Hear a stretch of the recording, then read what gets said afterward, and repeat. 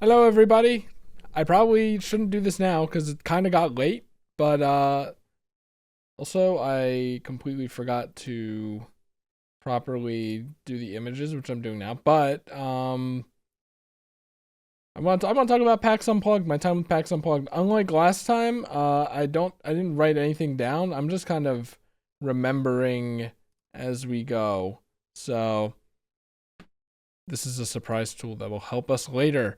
But yeah, for now, PAX Unplugged, held in the Philadelphia Convention Center, here in Center City, Philadelphia, uh, right on top of City Hall. And this is going to be important for later, but originally my hotel was like apparently 6 blocks away. Maybe it was this one. No. But uh, I think my cousin like saw how many points it was to stay there and was like, I'm just gonna move it without telling me. I was told it was 6 blocks away. It was actually this many blocks away. Where here, Penn's Landing. I don't know if it was I don't know if I would say it was a bad hotel or not, but it was a 30-minute walk. It's a 30-minute walk, 10-minute Uber. Um, So that wasn't really great. And here's the thing, my check-in time was at 4 p.m. So, and the convention opened at 10. So, I didn't really know what I wanted to do even the morning of waking up. I was like, I'll just go in at 4 and then check in and then go to the convention. Um but ultimately I was like, you know what? I'll just walk around with my stuff. But I ended up getting there like 2:33 anyway. Like I could have just done it, but then I realized like I would have to. Okay, here's the thing: the train goes basically right under the convention center, so I would be at the convention. I realized, so I was like, why wait for the hotel when I'm just going to be at the convention? Am I going to do walk or Uber all the way over and then walk or Uber all the way back? Like I'll just spend my time there and then just go back to the hotel at the end. That was a huge mistake. That was a huge mistake. But before we get there, yeah, I basically got on the train. I didn't know how to pay at all. So like I was at the station, literally like because the train was like leaving every hour or whatever. I thought trains you could just kind of wait there and then like 15 minutes at most a train would come by and it would take you to where you needed to go. That's how it was in like Chicago. And I don't remember how it was when I had to get into the city before for like classes, but that's not how it was here. You only had every hour. So I was like, I like made the decision to finally go and then showered and then packed. And then I was like, hey, my aunt, could you drive me to the airport? Or not the airport. Can you drive me to the train station? So I went to, but it was like 20 minutes before the train had to get there. So I was like, let's go. I'll just go now, see if I make it. If not, I guess I'll wait another hour. I think that was the 2:20 train. So, and took like an hour to 2 hours to get there. So I got there probably like 3:30ish or something. No, like four. Yeah, I got there at like 4ish anyways. Actually, now that I think about it. But, we got to the train station. I had like 6 minutes. I got onto the platform. Not like the Chicago platform. Uh, at all. It was just kind of like there's like it's just kind of like in the Chicago platform was like a set of stairs, and then it was just kind of a platform, but the set of stairs and the turnstiles to get in and the machines to get in like made it seem more and like two trains going like made it seem like a more of a station. This one was just kind of very barren. uh I was kind of surprised, but yeah, or I got there. We got there at like 7 minutes before the thing. I walked up to the little building next to the train station. It looked like it was closed. I was like, I guess I'm not buying a ticket there. I went up to the thing. There was this all there was a thing that was like tap here to pay or whatever. So I'm like, I don't know what to do.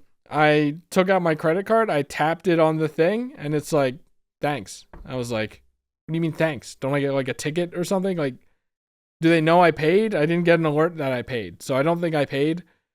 Unless that SEPTA fine that I got several days later was from that. I didn't look into that. Actually, now that I think about it, I probably should have. So a guy comes up and I'm like, hey, or what? Before then, I got the SEPTA app and I was like, maybe I can pay using this. I couldn't, like, it was so annoying to get the password to work. A guy came up and I was like, hey, do you know how to pay for the train? And he's like, oh, actually, I work for the train. Like, I just took my break and I'm going back into work. I'm like, it's kind of weird because we were like, he was going into the city too. It was like an hour out, right? An hour to 2 hours out. So it's kind of weird. But he rides free. So he's like, I haven't paid ever. I can't remember the last time I paid for a train. It's like, I think it's just like you tap your card and then when you get there, you tap your card again, your credit card, and it remembers your credit card and it lets you out and then you pay. I'm like, I don't know. Maybe that's how it worked, but I was like, okay. And then I walked on the train. It was like, ask the conductor. I'm like, is the conductor on a certain card? He's like, no, there are conductors on both cards. So that tells you how much I know about trains. And now you know too, if you didn't know. Apparently there are conductors on like every train. So, or every train car. So I got on the train. I told the guy I don't know how to pay. He said, just get on and sit down. I'm like, okay. So then while we're taking the train ride, I was on the SEPTA app trying to make an account or whatever. I made an account and it's like, you need a physical card. I was like, you need a physical card? What's the point? I later researched it and I don't know what the point is. You don't get a discount or anything. So I don't know, but halfway through the train ride, the guy came by with a card reader and was like, where are you going? And I was like, I actually forget what station this is. Does it say it anywhere? It's going to be right below it. But that's bus. I'm like, I looked on Google Maps. I'm like, there. He's like, okay, $11. $11. I paid $5 for an all-day pass in Chicago, but I guess it's different when you're going from like the suburbs to the city instead of like the city to, was it even the suburbs in Chicago? I don't know, but maybe it just sucks here in comparison. It was like $11, but whatever. Paid for it. Right. He gave me a little card. Actually, do I have that? No, I don't. But he gave me a little, oh yeah, I threw it out. He gave me a one-way card. It's good for one way, I guess, for $11. I'm like, whatever. I got out. I swiped it, didn't tap it. This little papery ass card. I had to swipe it in the thing. I got out of the convention center, and that's like, I just followed the people, and then it was like, it's like, I don't know if you know Reading Terminal Market, but I have been here before. I'm kind of surprised that I haven't been here more often. But the Reading Terminal Market is just like this huge place. That, you've watched Ben 10. When I was watching Ben 10, this is what the alien place reminded me of. It reminded me of Reading Terminal Market, which is, you get the, I think what most convention goers did is they went down here to get food. Just like a big, I don't even know how to describe this place, honestly, but food as far as the eye can see. So I was basically down there. It's like the train station, Reading Terminal Market, and then Convention Center. So there was a little sign, I think you saw it here, PAX entrance this way. So there's an elevator there and then stairs that go up.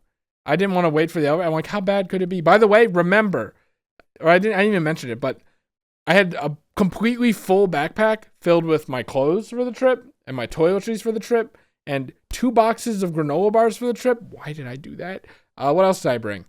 Some Pop-Tarts, my Nintendo Switch 2, because I was like, oh, Luke's going to be there, and maybe when we're back at the hotel room, we can play some Kirby Air Riders. That's what I really wanted to do. I packed my fucking Nintendo Switch 2. Spoilers, didn't use it at all, but it's just heavy. It's heavy. It takes up space.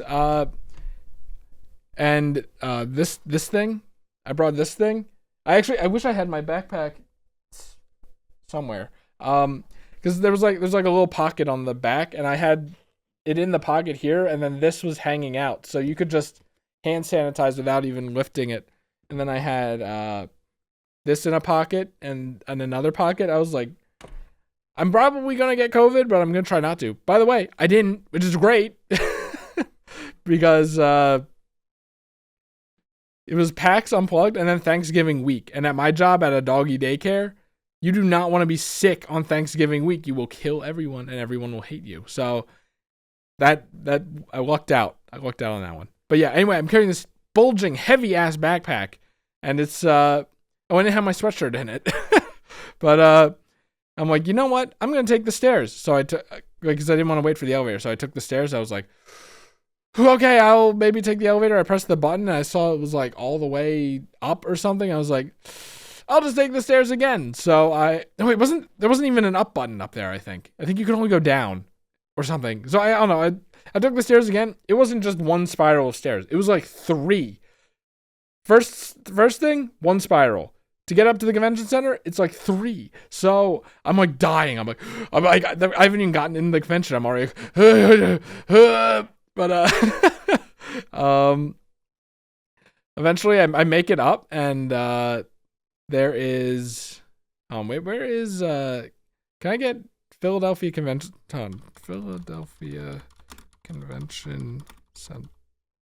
Center entrance? I don't remember what it's called. Maybe on subway entrance, maybe? I want to get because it was this huge ass room. This place. Can we get a good Mr. Krabs? Can we just get a good view of it? No? Anyway, I walk up the stairs and I basically get a little like portal backrooms area before finding my way here, and it had like some things. No one was there because obviously I got there at 4. I don't know if it was filled before, but I went through the thing, and the guy's like, do you have your badge? I'm like, no. He's like, get your badge over there. I walked all the way around the border. Wasn't supposed to. I was just supposed to go a little over behind the camera this way. What's it called? It's like not roll call. It's like make call or something. I forget what the ticket thing was. I didn't think that was where you got tickets because the wording was so weird. Luke apparently knew it, so whatever. I'm talking a lot, by the way, already. I haven't even gotten in the convention. But I eventually got my badge. I walked back, and it was like they have these blue scanner things and a bag check, and I was like, I have fucking everything in my bag. This is going to take forever. It's going to be impossible to go back in. They just said, walk through the blue thing, and I did, and then they just said, okay, keep going. I don't know what the bag check was for. I literally bulging ass bag. Bulging! And they like didn't check it. So I'm like, okay, I don't know where I'm going. So I just walked down this hall, and imagine a hallway like this. It's very long, and then it's like it kind of splits. I never came back to this entrance after the first day, by the way. But it's a very, very long hall. Maybe I can get like a picture of it. No, I did see this, the shell escalator. But I walked down there. It's like a bunch of like kind of a bunch of side rooms with events, I guess. And I was like, is this the convention? Like just these rooms? I had no idea. Eventually I found my way to a dead end where it split, and I happened to go the right way, literally, because actually I guess at the dead end behind that wall was the expo hall. So I guess either way would have been good. But I went left, and then found myself the entrance to the expo hall. Here's the thing. Here's how. Can we zoom in? This is the stack. This is a better stacked map. So I came in through here. Okay, Grand Hall. Yeah. Okay, this makes sense, I think. I came in through here. They had the Learn and Play Lounge. I don't really know what this was. I kind of thought this was what I would be doing. But I was kind of, I don't know.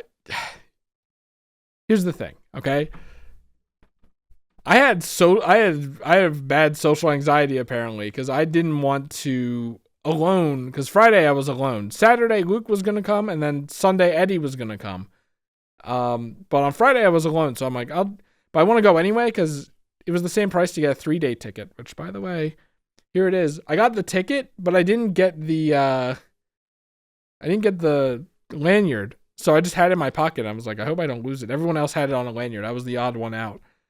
And you have I don't know if you can see anything here.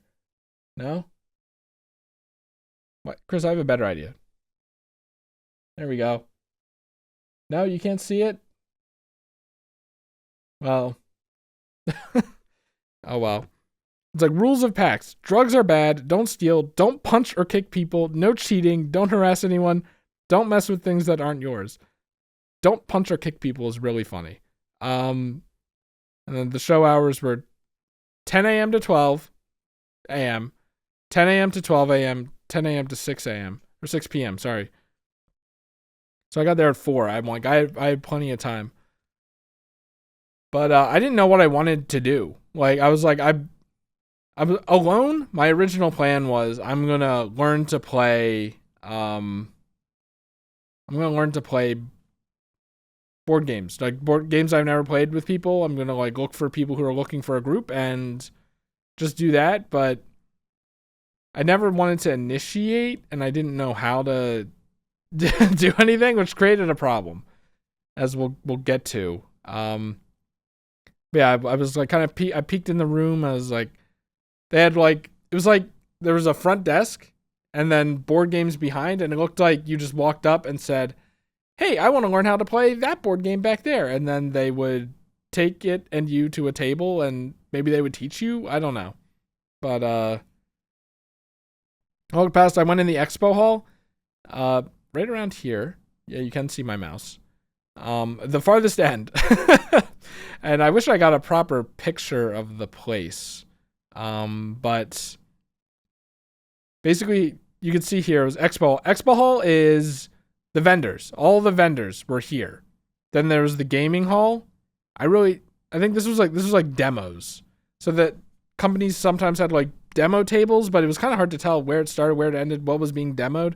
It was just kind of like, sometimes there were banners, and you know, with the social anxiety, I probably could have walked up and said, hey, what's this? Can I try this? Sit down and then wait for people to join. But I didn't. And there were like these, I have to find it, like tabletop wooden curling game.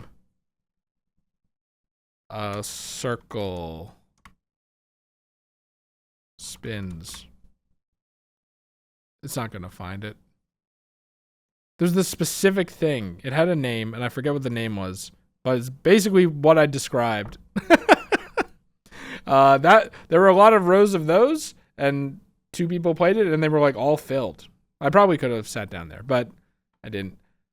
Yeah, there's that, and then there was the gaming hall, which was basically just a shit ton of tables, and you could just play board games. So what I thought at the time, because I was looking around, I was like, is there a place for a lone little socially anxious person like me to play games? And I couldn't really find anything. My thought was you bought things in the expo hall and then you went with your friends to the gaming hall to play them, but I didn't have my friends. I would later learn that around here, more like here, there was a shit ton of tables, called the game library, and it's just a shit ton of tables of board games, and you could take one, check it out, like literally check it out like a library, and then bring it to a table, play it, put it back. Like they had a lot of games. I wonder if I could maybe, it was on the app, but they had a list. They had a list of every game they had.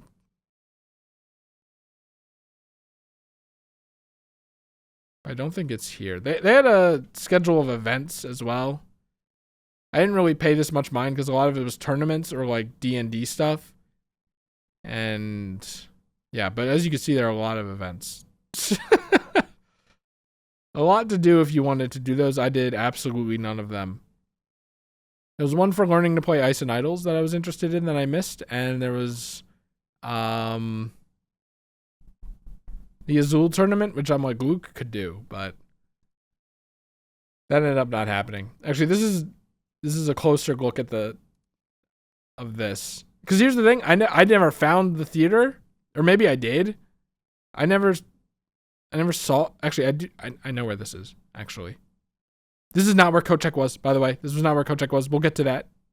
But I guess this is where it was originally was, and then it moved. Thank God I saw a sign that told me that, because like, fuck, what was next on here? Yeah, here's I saw this and I was like, take a picture because I don't know what this is. So, level 1 was the ground floor. Level 2 was the expo hall floor, and then level 3 was the 4th floor, I think, is what you would call it. This up here. Is this supposed to be an elevator? They had elevators? Anyway. Yeah, this was like level 3. But yeah, I was just looking around. I had no idea what to do. The moral of the story for day 1 was I was like, I have social anxiety. I don't know what to do. Why am I here? I didn't know about the thing where you pick this up.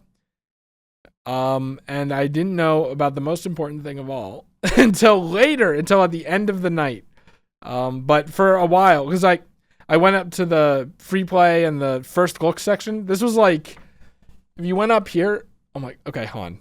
I'm getting ahead of myself. But like, if you went up here, it was like games that were brought over from other countries that aren't sold here. So you could try those out.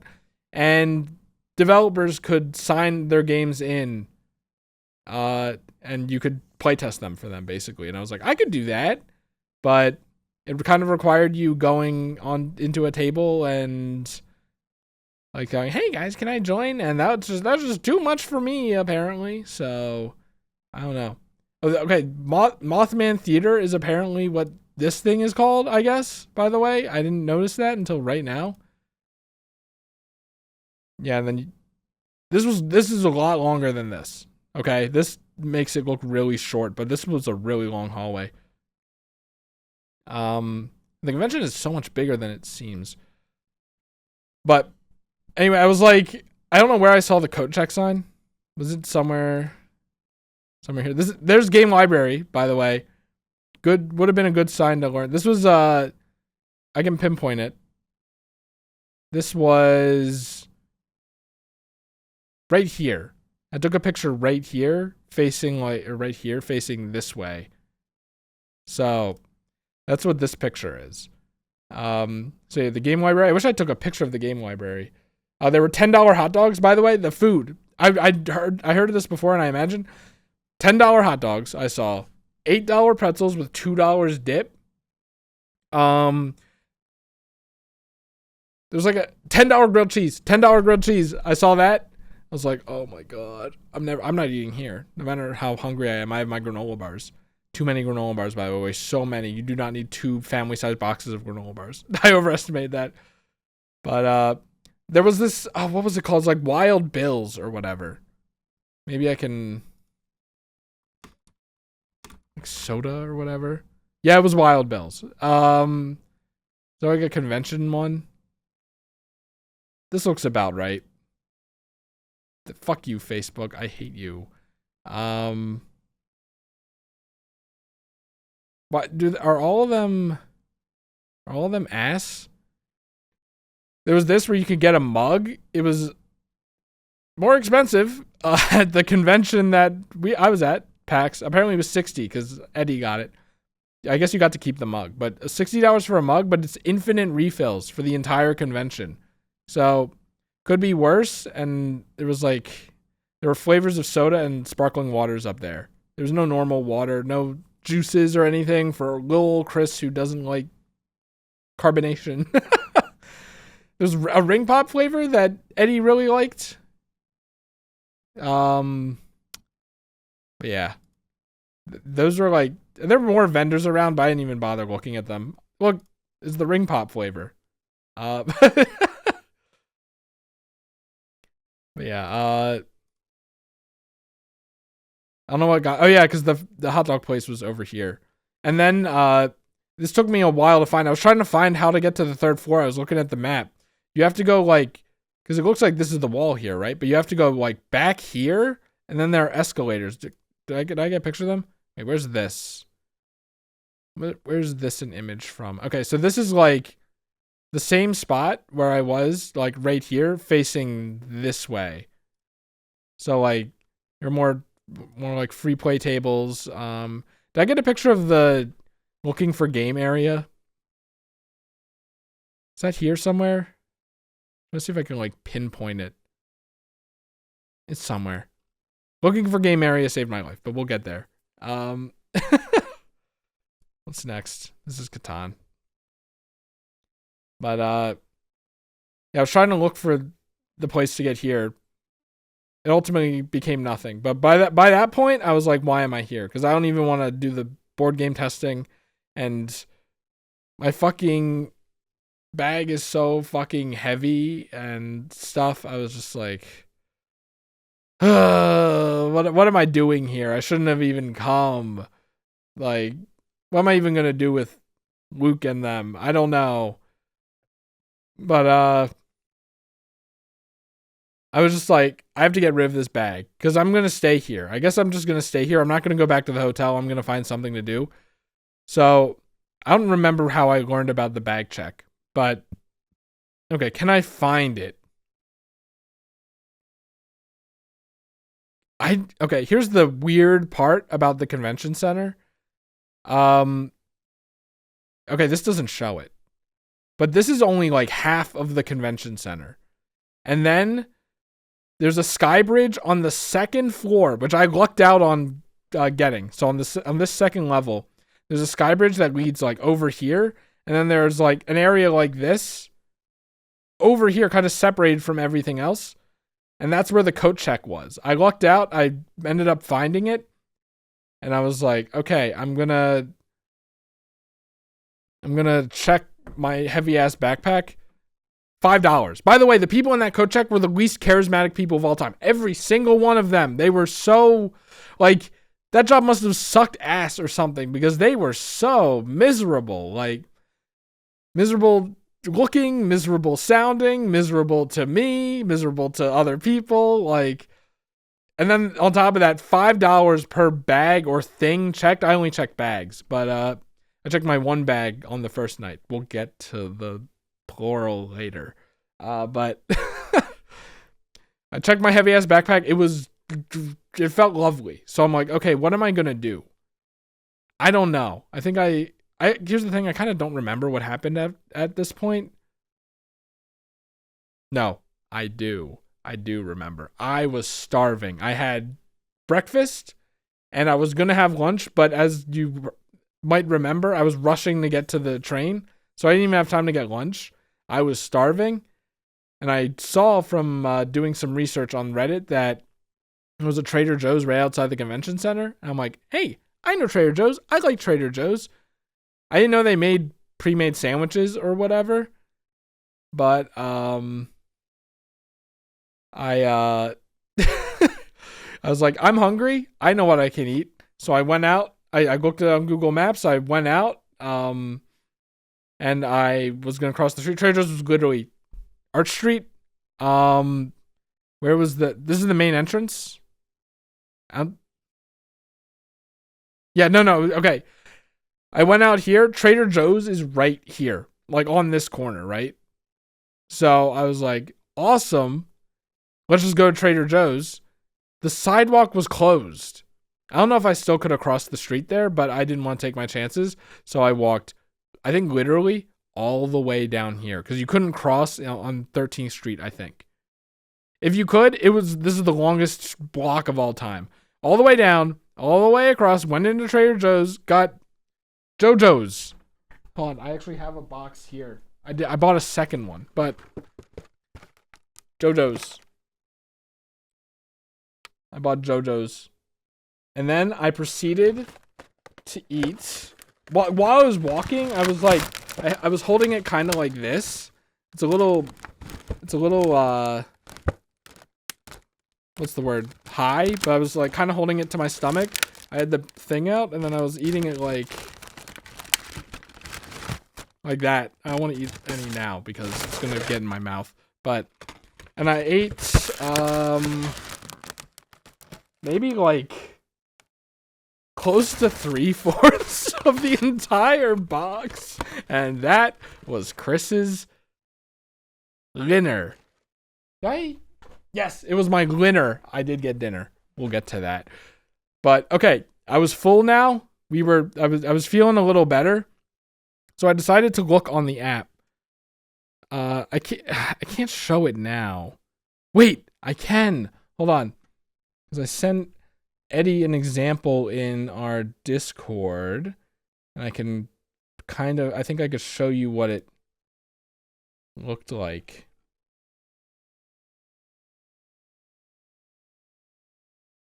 No, I didn't. No, I just described it. I could have sworn. You know what? Hold on. Going into my files. Images. I know I took a picture of this thing.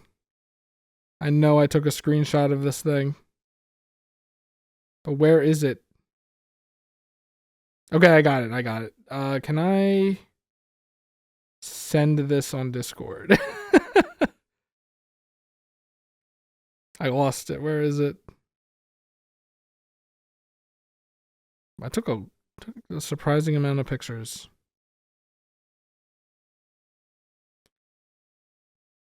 Yeah, so I was just looking on the app, like seeing if there was any advice for me. Like I was like Googling things to do at PAX Unplugged, looking on the app, and then I saw this section.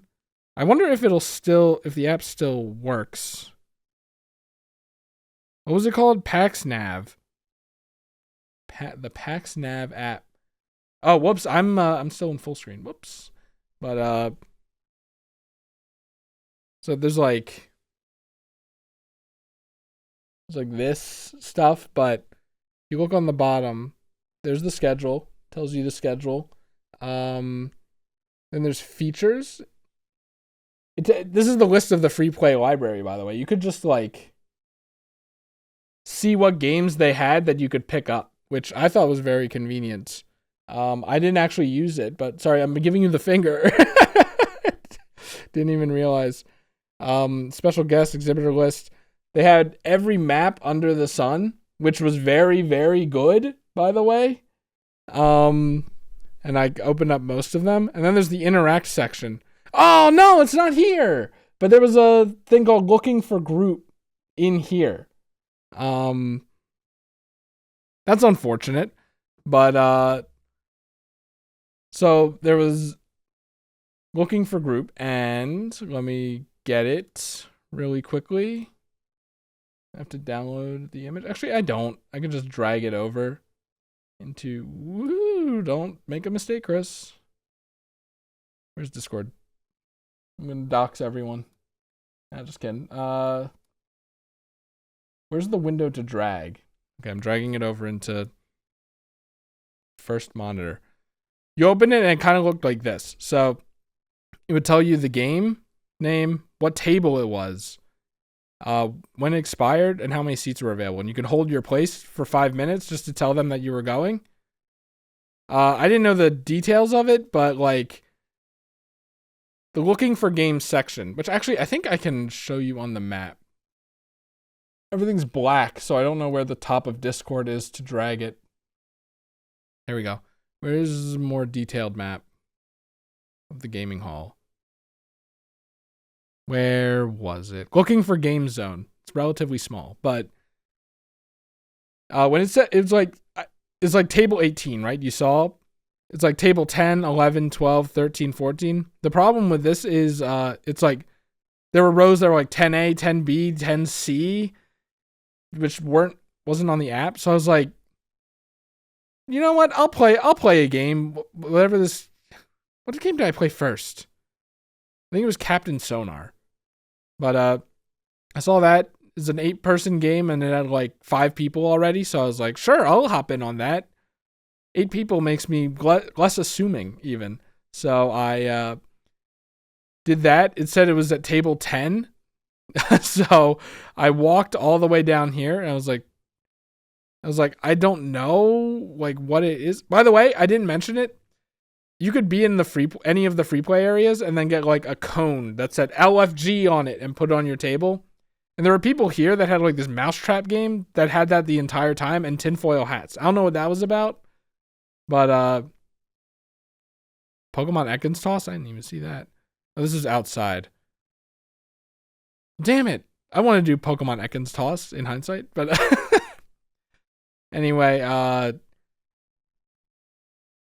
I walked over there, couldn't find it, and then I just like was looking around and I just happened to see the looking for game zone. And the looking for game zone, I wish I had a picture, was like there's like a guy at a table here that had the same screen, like horizontal screen that showed what I showed you basically.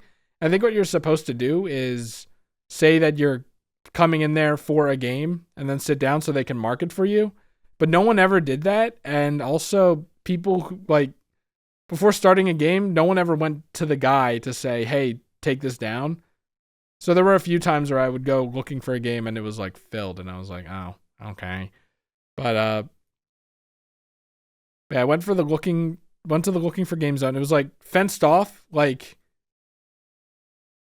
waist high, black, like a metal fence with like a black tarp over it, or not tarp, but like fabric to kind of corner it off. Oh, these were eating areas. No, Eddie was right. Sorry, that's getting a little distracted. And then I played Captain Sonar with people, and it was fun. I'm like, once I figured out this, I was like, I know what I'm doing for the rest of PAX Unplugged, if that's how it has to be. Oh yeah, because by this point, Luke sent a message in Discord saying, you know what? I can find it verbatim.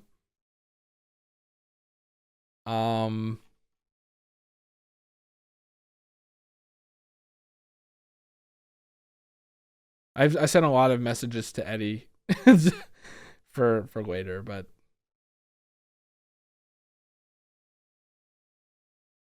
where did he send this message?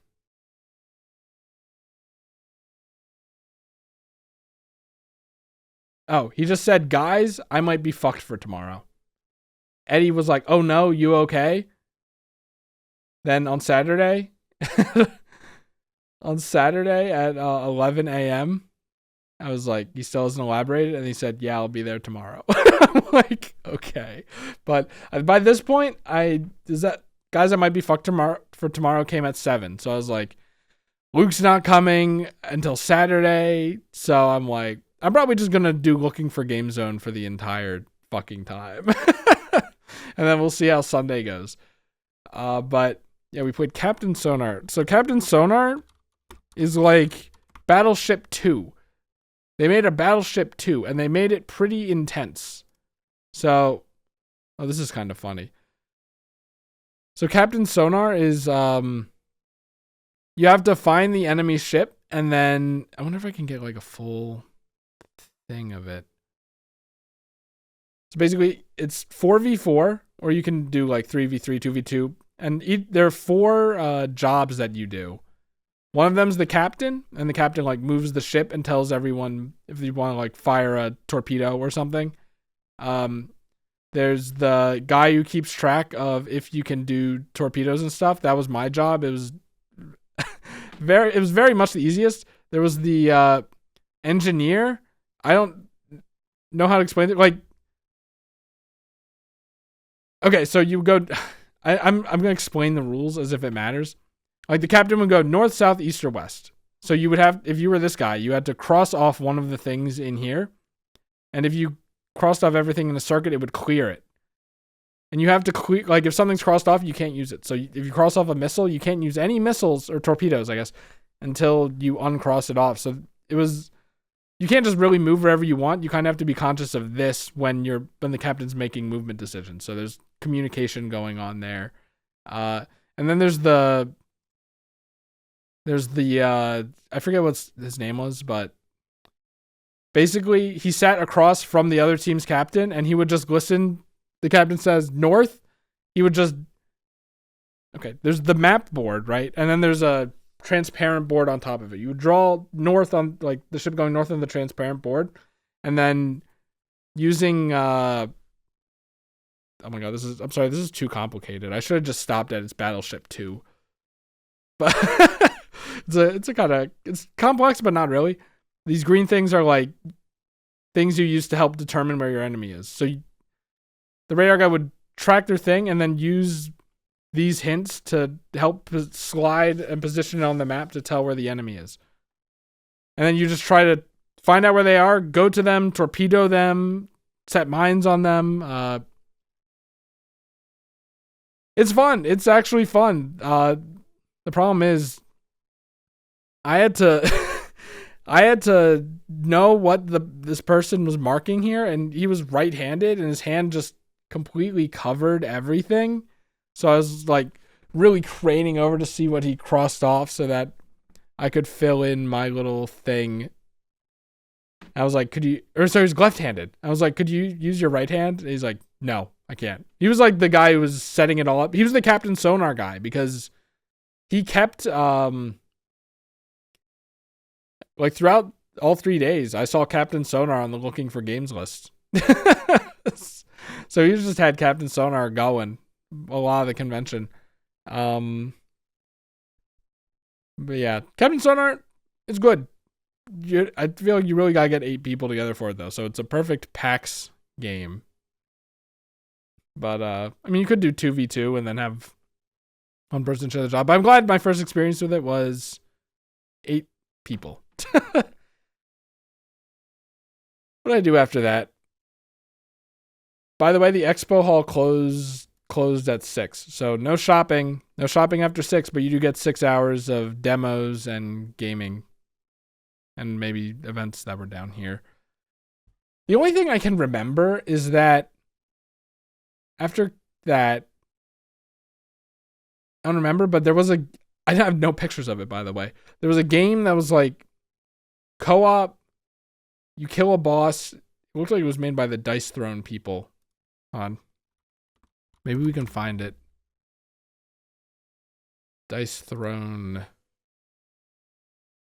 is made by Dice Throne Inc. is the publisher. What else have you made? Just Dice Throne? CL36? It's going to be all the Dice Thrones. There's so many fucking Dice Thrones. And there's Slam Throne as well. I don't even know what Slam Throne is. Apparently it's Pogs. It was just at the Dice Throne area. There was a table and like little cardboard circles, and people were just throwing them on the table and they would roll all around the floor and the guy would have to go get them. And then they were just saying like, they were saying stuff as if something was actually happening and then someone eventually won. I had no idea what was happening, but it was pretty funny. But no, I don't think I'm going to find this game. There's no way I can remember the name of it. It was like, you know what? Co-op boss board game Homeland. Homeland might.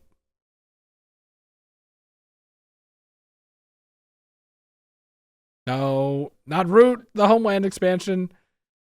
There was this thing called the Homeland that the boss could attack, and if it went down to 0, you would lose. And I was hoping that maybe that would do it, but no, I don't think so. Unfortunately.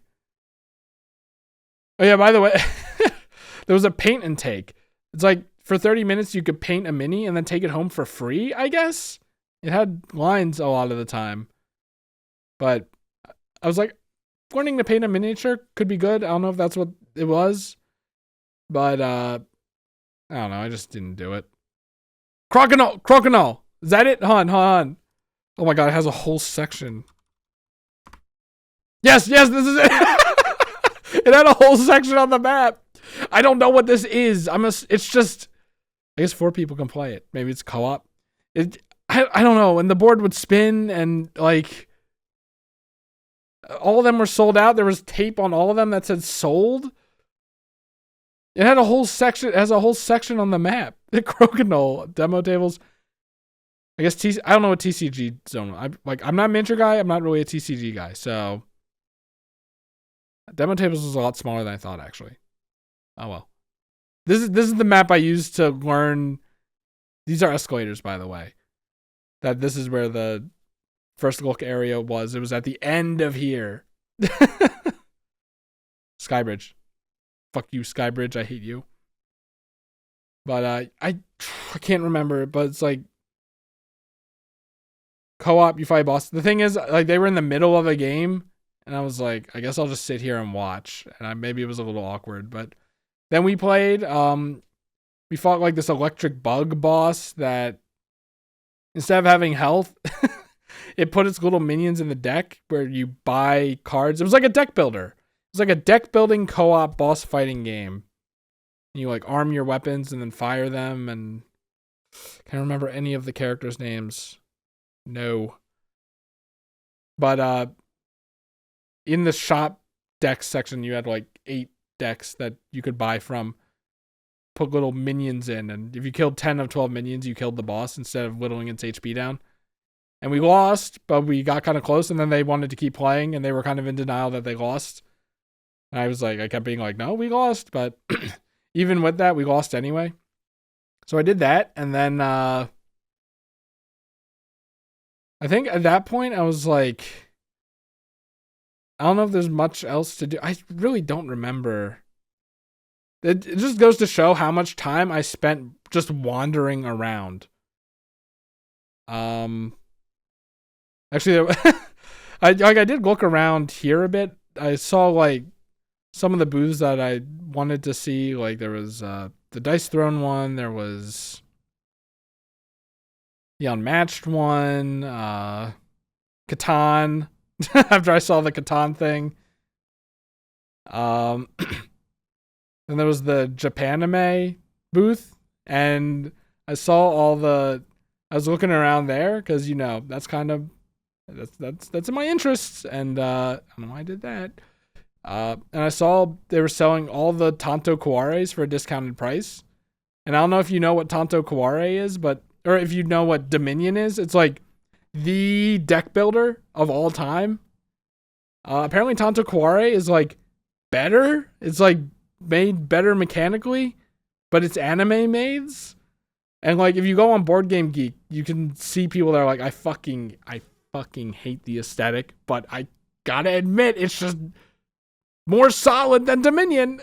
Like that's really funny. And I like the aesthetic. So I was very interested. It's been on my wish list for a while. I saw they were selling like all of them for a discounted price.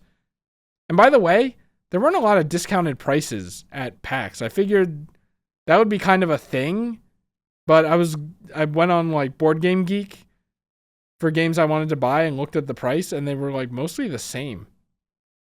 It was weird, but so to see a discount on a game that has been at the top of my to buy list for the longest time, have like a huge discount, I was like, I'm gonna come back for that, and then I was worried that I was worried they would sell out. I don't know how selling out worked at these conventions. I think it's like they bring an inventory for the day, sell out, then bring another inventory for the next day and sell out or whatever. There weren't a whole lot of sellouts though, so that's good. But I was worried that all the Tanto Kawares were going to sell out because I have to imagine maybe the market isn't that big, so they didn't bring that many. So I was like, on Saturday, I was like, I don't want to buy anything, period.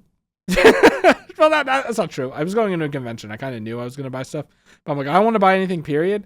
I don't want to buy anything until the end because I was already carrying around that heavy bag, right? And I knew that coat check was $5 a pop. So I was like, I wanted to save it until the end, but Tanto Kaware might sell out, so I'll do it first thing on Saturday just to make sure. So I think by that point I was like, I'm going to leave, but I'm hungry and I want to eat and I don't want to be starving while I'm trying to sleep. And then who knows if I'm going to have breakfast. So I looked at the map and there was a Wawa on the way. Hold on, where's the maps? No, the wrong maps. Let's see, it was like past the fashion district. I don't want to type anything in case I accidentally dox myself. It was like, the convention center is like here. The hotel is it really this far down? That's Penn's Landing Square. Okay, so it's above the Harbor Park, right? Convention center is like here. Hotel is here. Oh my god, this looks a lot farther now that I look at it like this. Wawa was like halfway through. So like somewhere around here. I was like, you know what? I'll walk to the Wawa and then probably just walk to the Hilton because I don't want to Uber at that point. Because there's a Wawa like right here, but actually it was like here or something. So close to the convention center. Closes at 11. And 11 had already passed by the time I was ready to leave, which was kind of crazy. Once again, goes to show how much wandering and nothing I did. But because it's like 4 to basically 11:30. That's 7.5 hours to play 2 games, basically. That's crazy. But so my mom was calling and she was like, you should go back early, you should Uber, whatever. She called at like 11 when I was already kind of walking to the place. I probably shouldn't say this publicly, but she was like, are you getting an Uber? And I'm like, yeah, I'll get an Uber. And she's like, can you call me or can you get an Uber while still on the call? And I'm like, no, I'm going to call you back when I get the Uber. And at that point I was like walking to the Wawa. Wait, well, how did it go? Or no, I forget what it was. I forget how specifically I lied to my mom, but I walked at 11:30 in Philly to here, and my mom was absolutely terrified. Was this the park that I walked through? Maybe this was the park I walked through. So I remember I walked through a park. We're getting ahead of ourselves. Wait, the Liberty Bell is just right here? Oh shit, I didn't know that. But it was around here, it was still crowded. Like I felt pretty safe walking. Then once I got like around this area, like here to here, it was kind of empty and I was like, I mean, I'll be fine. It's Center City. Could be worse, but it's still Philly.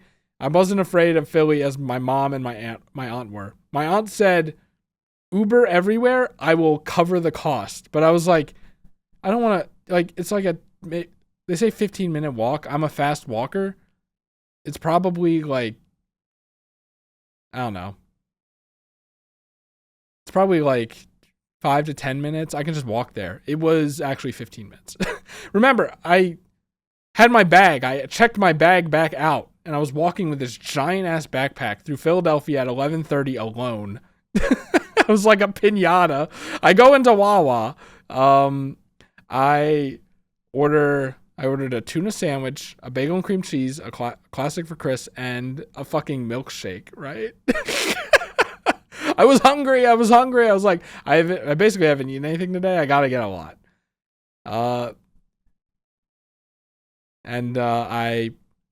I waited there. I was kind of paranoid. I was like swinging my bag back and forth in case someone wanted to pickpocket me or something.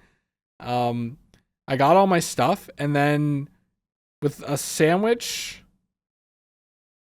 Yeah, I had the sandwich because I couldn't fit anything in my bag. I would have put it in my bag, but I couldn't. So I had a sandwich and a bagel in my arms, and then I had a fucking milkshake that I was drinking out of. And then I proceeded to walk down here to the hotel. No, wait, I remember. I told mom that I got an Uber and was waiting for it at the convention center while I was walking to the Wawa. And then I used that time from walking from the Wawa to, no, I don't remember anymore. I think I said I was waiting outside the Wawa. I don't remember, but All I remember was I was supposed to be riding the Uber when I was walking back to the hotel from the Wawa. So I'm like, it's like midnight. I have a huge backpack and food, very visible food and a milkshake. And I'm walking through I'm like, the dangerousness wasn't lost on me. But when I was walking through a park, I think it was this. I went from here to here. A park in Philly at night with a bunch of shit. I was like, I'm really a pretty big target, but no one got me. No one got me. So I went home, or I went to the hotel. Oh fuck, I had to check in too. Right, I had to check in. It was under my uncle's name, but I was a guest. But my uncle obviously wasn't there. It was a 2-bed because Luke was supposed to come on Saturday and sleep Sunday. He didn't. Spoilers, but thankfully my name was on the thing, so I was able to get the key to the room, no problem.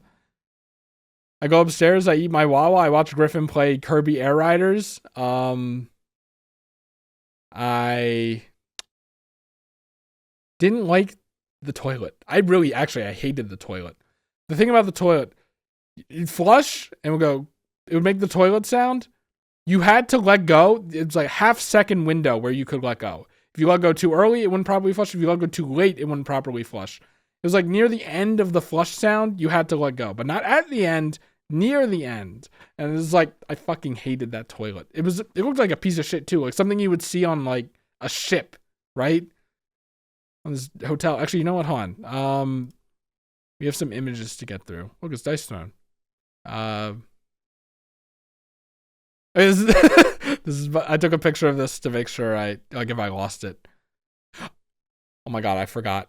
Okay, so here's what a hallway outside of the convention center looked like. This is the first floor, ground floor. This is the second floor where the expo thing was.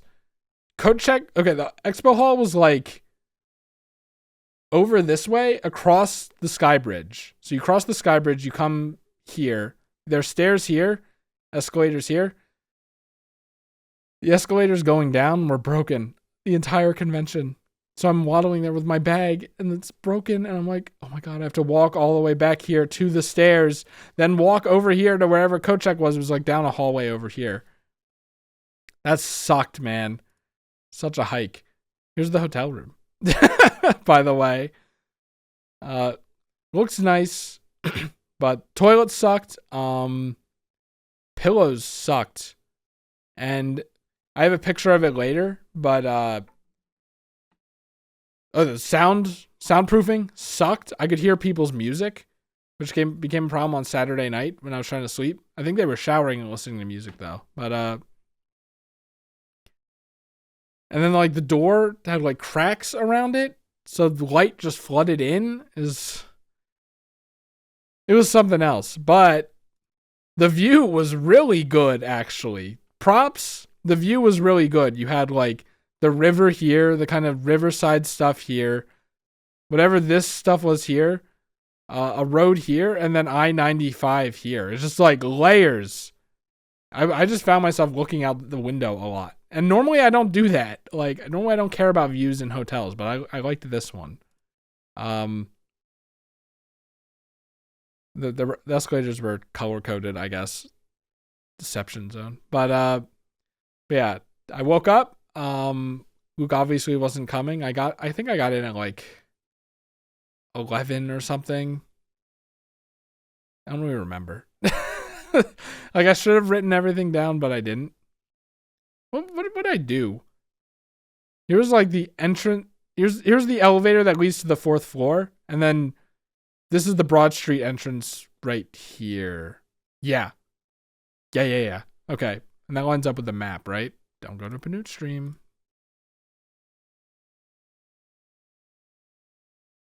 Yes, it lines up. But yeah, like the escalator to get here was huge, which is why they called it levels and not floors, I guess. Oh wait, yeah, okay. So I had my backpack. I emptied it out finally. I had a normal backpack.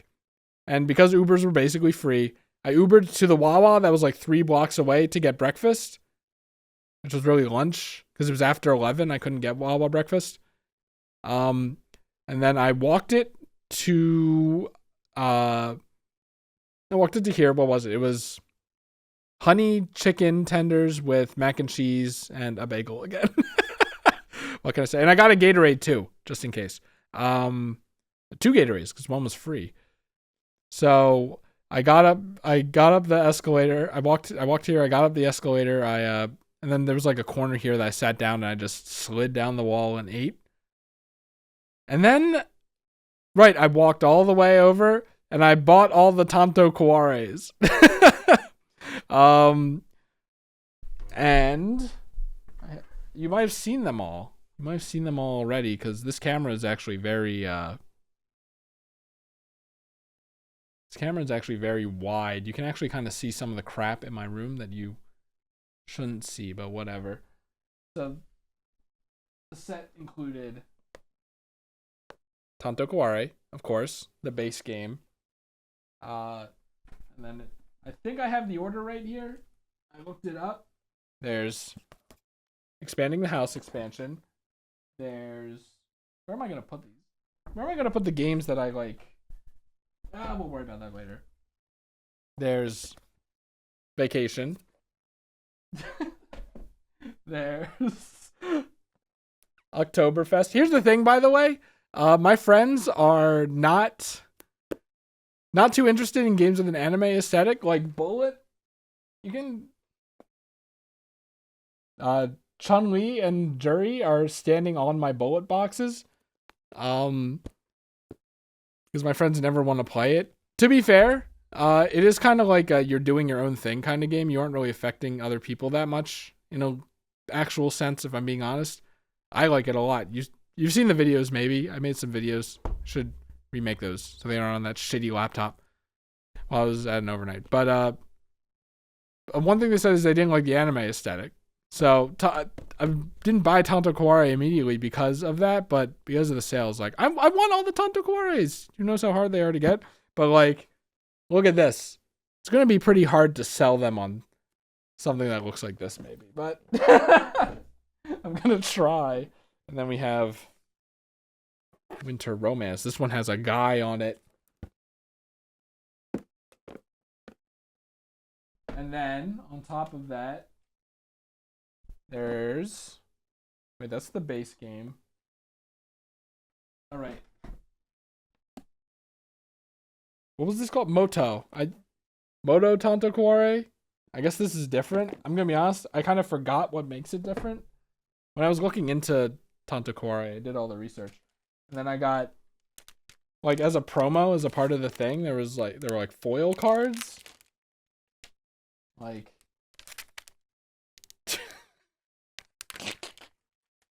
it's like look at the foil cards too. It's like it's gonna be a bit of a hard sell. Actually, these are like 19 new promo cards too. And these are collector foil cards. And then I don't really know what these are, honestly. I got like got these. I got Memento Mori, which is basically a different game. It's like the guy was describing it to me because I forgot how it worked. There's like a tarot deck, and you're like trying to exorcise a ghost from a mansion, and they're like rooms. It's different from Tanto Kuware, where it's like you just kind of have a bunch of maids and you're building your deck of the maids. But there's Memento Mori.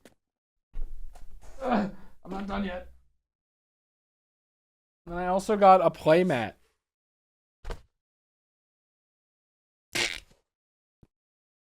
Which is kind of nice. It's kind of useful. I never buy playmats and stuff because I find them to be relatively like not worth it. Because, you know, the decks are kind of self-explanatory. But, I mean, if I'm getting one basically for free, it's nice. Now I just have this huge pile of Tanto Kuwares that I'm afraid of knocking over down here. But, so I bought all of those. Huge bag. It's a huge-ass bag. And then I'm like, you know what? Let's buy some other... Like, I was looking around the expo hall again. And I was like... Where do I put where do I put this? I was like, let's buy some other things. Okay, hold on. Actually, I'm gonna put on the overlay screen. I'm gonna like put on some shorts just in case.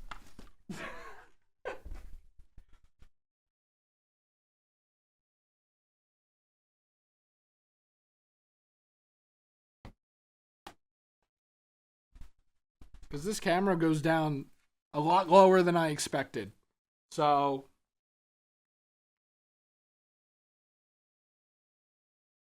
all right, we're good. I don't know why I have the earbuds in. It doesn't really matter. We're not listening to anything. But you didn't see anything down there, did you? So what I ended up I bought all the Tonto Kawaris. That's a heavy ass bag, by the way. And then I go over to the, what's the name of this company that makes Wingspan? Stone whatever. And I see, you can already see it down here. Wormspan. This is a huge box, and it's heavy. This is a heavy ass game, but it's Wingspan, a game that I like a lot already. I play it on the phone a lot with fucking dragons. You know how much I like dragons, and apparently it's harder. I say apparently. You might notice it's open. We'll get to that. So I was like, it's been on my list for a while. Let's just buy it. And then on top of that, I overheard the guy saying that these were. Oh, there's the price. Whoops. Well, whatever. It's 150 new birds. They're like these fan art cards that are actually new birds. And I mean, I love Wingspan. So I just bought the pack. Or the packs, I guess. It's a lot. And I was like, are these new? And he's like, yeah, they're new. But there were other fan art cards that weren't new. So I got these. And then, oh brother, maybe I'll just put these down. And then there was another game. There was another game called Tokaido that I didn't know these guys made it. I saw this at like Barnes & Noble when we were first doing board game nights, and I went to the Barnes & Noble game section to like buy some board games to have. This had to be years ago. And I saw Tokaido, and I'm like, hey, this looks interesting. Like, this looks interesting. I'll just take a picture of it and look into it when it gets back, or when I get back, and it was interesting. So this has been on my radar for a while. I didn't know they sold it. I saw it, and I was like, let's just get Tokaido too. Why not? So I got Tokaido. Probably shouldn't throw them like that. Apparently, by the way, Luke saw it and he was like interested in buying it. So if I didn't buy it, he was gonna buy it. If only I knew. But so I got those. So I have all the Tonto Kawaris and then those. And I'm like, actually, wait. I think I bought those first, and then all the Tonto Kawaris, which is really funny. But let's just put Tonto Kawari. I have no idea where to put this. Let's just throw it on here. Whoops.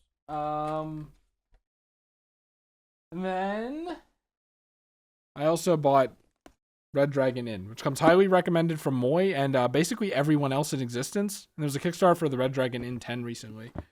I haven't played it yet, but I want to really, really badly. So I'm like, you know what? Let's just buy it. There's a Slugfest gift. They had all the Red Dragon Inns. I just bought the first one. I could have gone insane. And bought like all of them, or at least up to 4, because 4 is a big box that includes 4's new characters, and then space for 1, 2, and 3 to be foot in it. But I ultimately chose just to get 1. So we'll try it out at board game night at least. What else is in here? What I like forget. And there's Clank, which I already bought, but I was bringing that to board game night. So yeah, I had all of those. It was the backpack and then 3 bags. 2 bags. I've ended up fitting them into 2 bags. No, 3 bags. It was 2... there's no way I have them anymore. No, they're actually downstairs. 2 big paper bags that the Tanto Kawaris came in, and then 2 of these plastic bags, and I ended up bringing it down to 1. So I was hauling those around. I was like, maybe I can just like drop these at the looking for games section or something. But ultimately I was like, it's too much. It's too much. I'm dying. So I went to Kochek again, and it was sure enough $5 per bag. So yeah, I had 3 bags. But I forgot that the 2 brown bags were like 2 bags and not 1 bag. So I said I had 3 bags. I paid $15. And then I was like, oh shit, I accidentally lied. So I went back and I said, I gave him $5. I said, I accidentally said I had 1 less bag. And then she was like, thank you for being honest. I was like, I could have gotten away with not overpaying that. Because $5 a bag is quite terrible. But anyways, I was stupid and I bought all the bags on day 2, on the beginning of day 2. So stupid. But I did that, and then I don't remember what the fuck I did for the rest of the day, because it wasn't just that, and I can't remember. Wait, I remember I played Wingspan. Hold on. Oh yeah, there was cabbages for the Magic Avatar set. I just thought that was funny. According to Luke and Eddie, we mentioned it, or it came up in conversation, and they were pretty cynical about it, but I thought it was funny. Here's a vendor thing. I was taking pictures of games that I thought looked interesting. I didn't include all of them here, but I did include this. A Place for All My Books was interesting. I still have to look into all of those, but I figured I'd include some just to kind of show what some of the shelves were like. Oh yeah, right. On Saturday. Okay, so there's this game called Wizard Miners, right? And I learned recently that they gave everyone who played it a wizard hat. So, I still have it. I still have the wizard hat. So you can see here I signed up in cursive because I'm epic. And this is me taking a picture of the surrounding area so I remembered where it was to come back at 7 p.m. So I did that. What did I do before that, though? This is another, like, reference image. And this game looked weird. I don't know what this game is, but it's interesting. And it kind of shows how the demo tables were set up. Like, this was a demo table. This was a demo table. Obviously, the Wizard Miners things were demo tables. This was nice because you could just sign up, and 3 people had already signed up. And I just filled in the 4th, and it had a time, which was nice. So I didn't have to be 1 and then write in a time or whatever. So, oh yeah, literally, I was walking by a thing, and someone said they have Vault of Many Things, and I was like, well, that's a good enough recommendation. Let me check it out. And then you might notice that little price tag. That's $200. I wish I took a picture of the table that had everything laid out. It's like a bunch of little cardboard standee things. I mean, I understood why it was worth $200 then, but oh yeah, what I did was I played this game called Take Time. So the way Take Time works is, let's go to the other thing. There's this like little dial, and starting from here, for each arrow, you have to put down cards, and the sum of the cards has to count up. It can't be less than the thing before it. The trick is you and the other people are putting the cards face down. Except with 4 people, you can put 2 face up. So, like, that kind of helps. But it's interesting because you have to independently decide how to use your face ups in the most effective way possible. And then there are rules, right? Like this one has to be put down first. This one has to be put down second. And this one has to be between 20 and 30. And the cards go up from 1 to 12, and they're dark and light cards, and they're, maybe I had it here. Like this is 3 cards. One of them is like, you can only put dark cards here, you know. And there are 40 levels. There are 40 of these little things. And for us to beat the first 4 took like a pretty good amount of time. We got the first 3 on the first try, and then the 4th one, which was this one, took a while. But it's such an interesting, like, simple game to learn.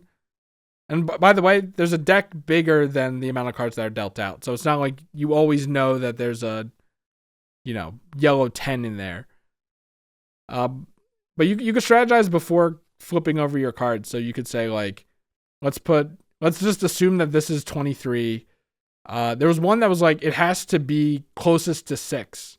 So this isn't the 4th one. That was the one we struggled with.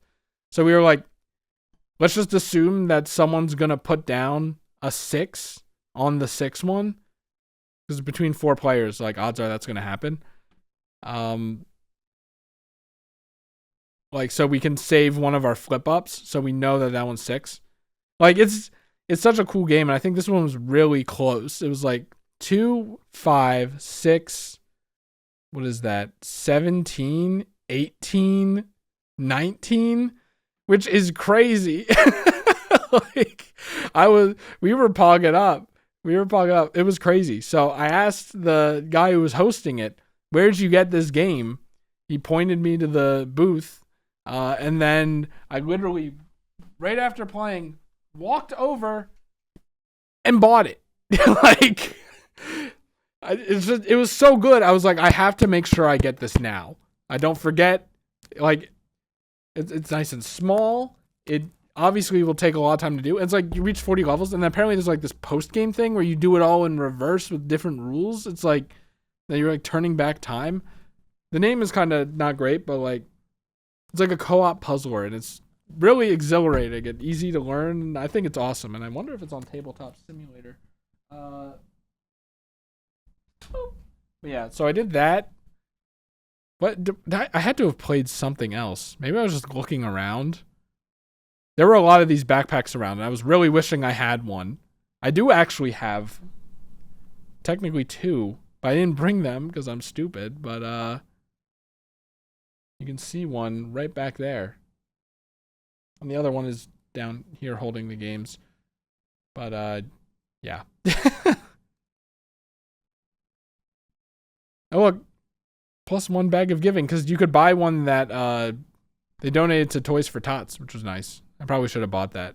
I wanted to buy one on wheels so I could stop going in a bag check.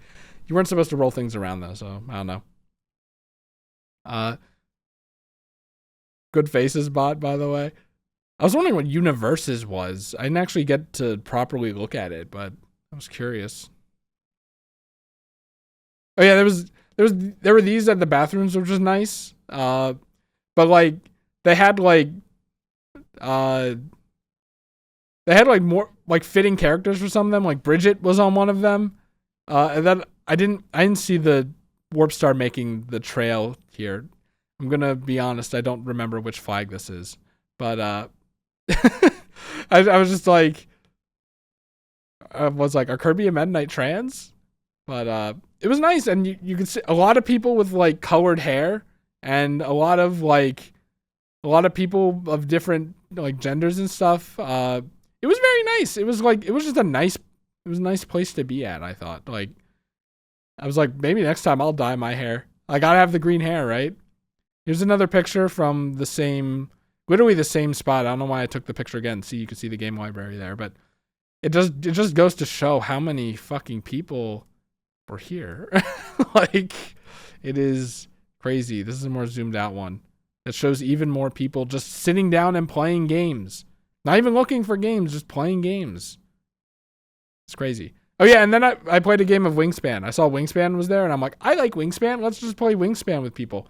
And these two didn't know how to play, and then this guy knew how to play, and I think I was better at explaining than he was by like a lot. So that's good. What isn't good? Well, he had to leave early to leave for his train. But what wasn't good was, I don't know why I took this picture, but this kind of looks like with the blurring as it goes farther out, it looks kind of professional. Did I say professional or professional there? I don't even know anymore.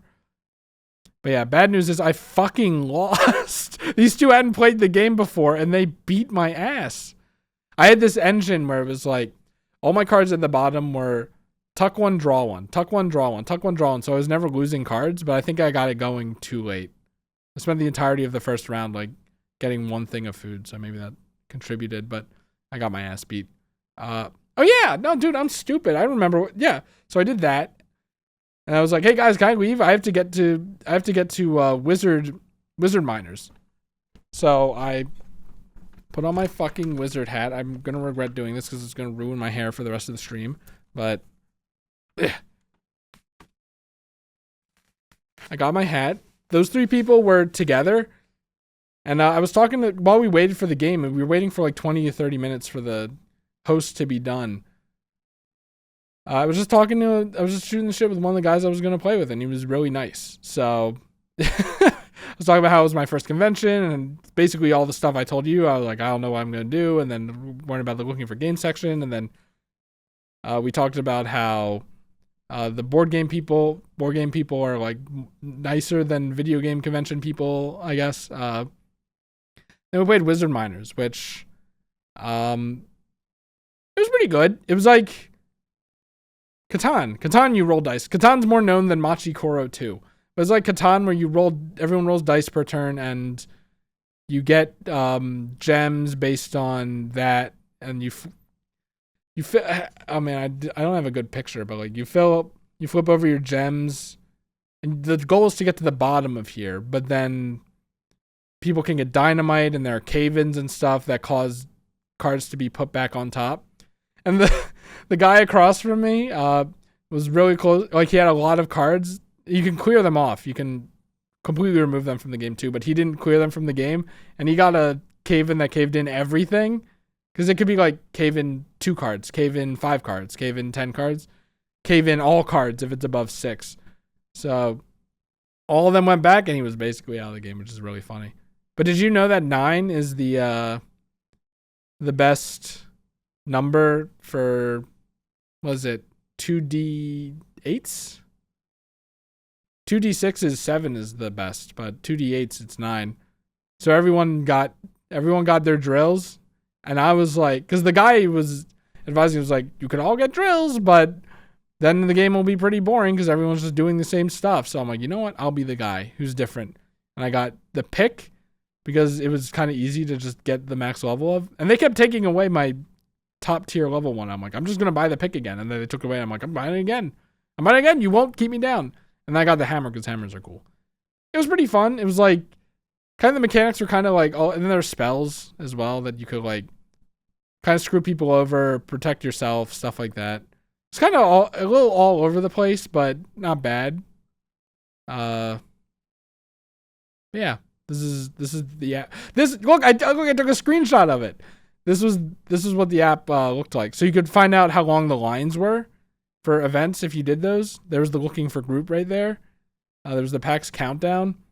And I didn't press that until it was 69% complete, and it was nice. And I just thought it would just say PAX is 60% complete, and that's it. But then for 69, they put nice. But taking the hat off. But I later learned that they had one for every single thing. Like, and then next was 74%. I was like, did you know I was born in 1974? Back in 1974, we played with sticks or something. I forget what it was specifically. I was like, wow. There's a countdown for the next one. I doubt that they changed that. But yeah, so I played Wizard Miners with these people, and they said, oh my God, you know what I forgot about? Because I was roaming around the hall. Okay, turn back time a little. I was roaming around the hall. There were like 4 mahjong tables for lessons, and I'm like, well, I don't need to learn mahjong. I'm pretty good, I think. But Okay, you know what? I can actually show you. Because there's the map. Expo Hall. Okay, so right here was the mahjong thing, like right on the edge, which is very convenient. And then where was it? It was like up here was like a mahjong booth that showed off an automatic mahjong table. And there's one automatic mahjong table down here too, but showed off the automatic mahjong table. You like shove all the like the middle raises up, and then you shove all the tiles in the center, and then something in there randomizes it and then makes the walls of tiles uh, for you. It doesn't do scoring though, which, you know, I don't know how hard or easy it is. But oh wait, you know what? Okay, hold on. I'm gonna hold this so I remember. Never mind, I'm gonna hold this because this is what I'm talking about next. But so I saw a mahjong thing over here, and she was talking to someone else about how you could do free play at tables, and I didn't think it was these tables, but she's like, go to where it divides to the demo tables, and then make a left, and it's right there. It turns out it was just the learning tables, and I don't think you could free play there, so my hopes were kind of dashed. I was like, you know what? I'm gonna spend the rest of my Saturday just sitting down and playing mahjong in real life, because I hadn't played mahjong in real life before, just online. So I was like, that'll be fun and interesting. I know how to play, and you know, I can hold my own. But also before I left, I bought this nice little mahjong keychain where the tiles rattle around. I wanted to hook it on my backpack to show my support. Actually, hold on. Now that I have pants, I'm gonna go get the backpack.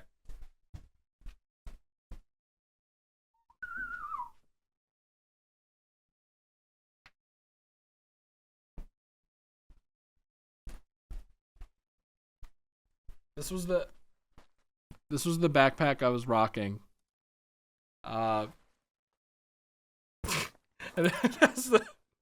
I didn't take a picture with this. I kept telling myself I should have. But I have this transparent thing for when I go on trips. I can take a picture of Mario and Luigi going into the place. So they could have been going into the convention or like walking into a certain game, walking at the mahjong tables. And then, of course, I have my excess Mario pins. Why do I have excess? I don't know. I forget. I think it was related to Julian asking me to buy some for him because they didn't ship to Canada. But yeah, I wanted to hook the mahjong thing on my bag to show people that I liked mahjong. I'm repping mahjong. There. Went there for now. It's cool and fun.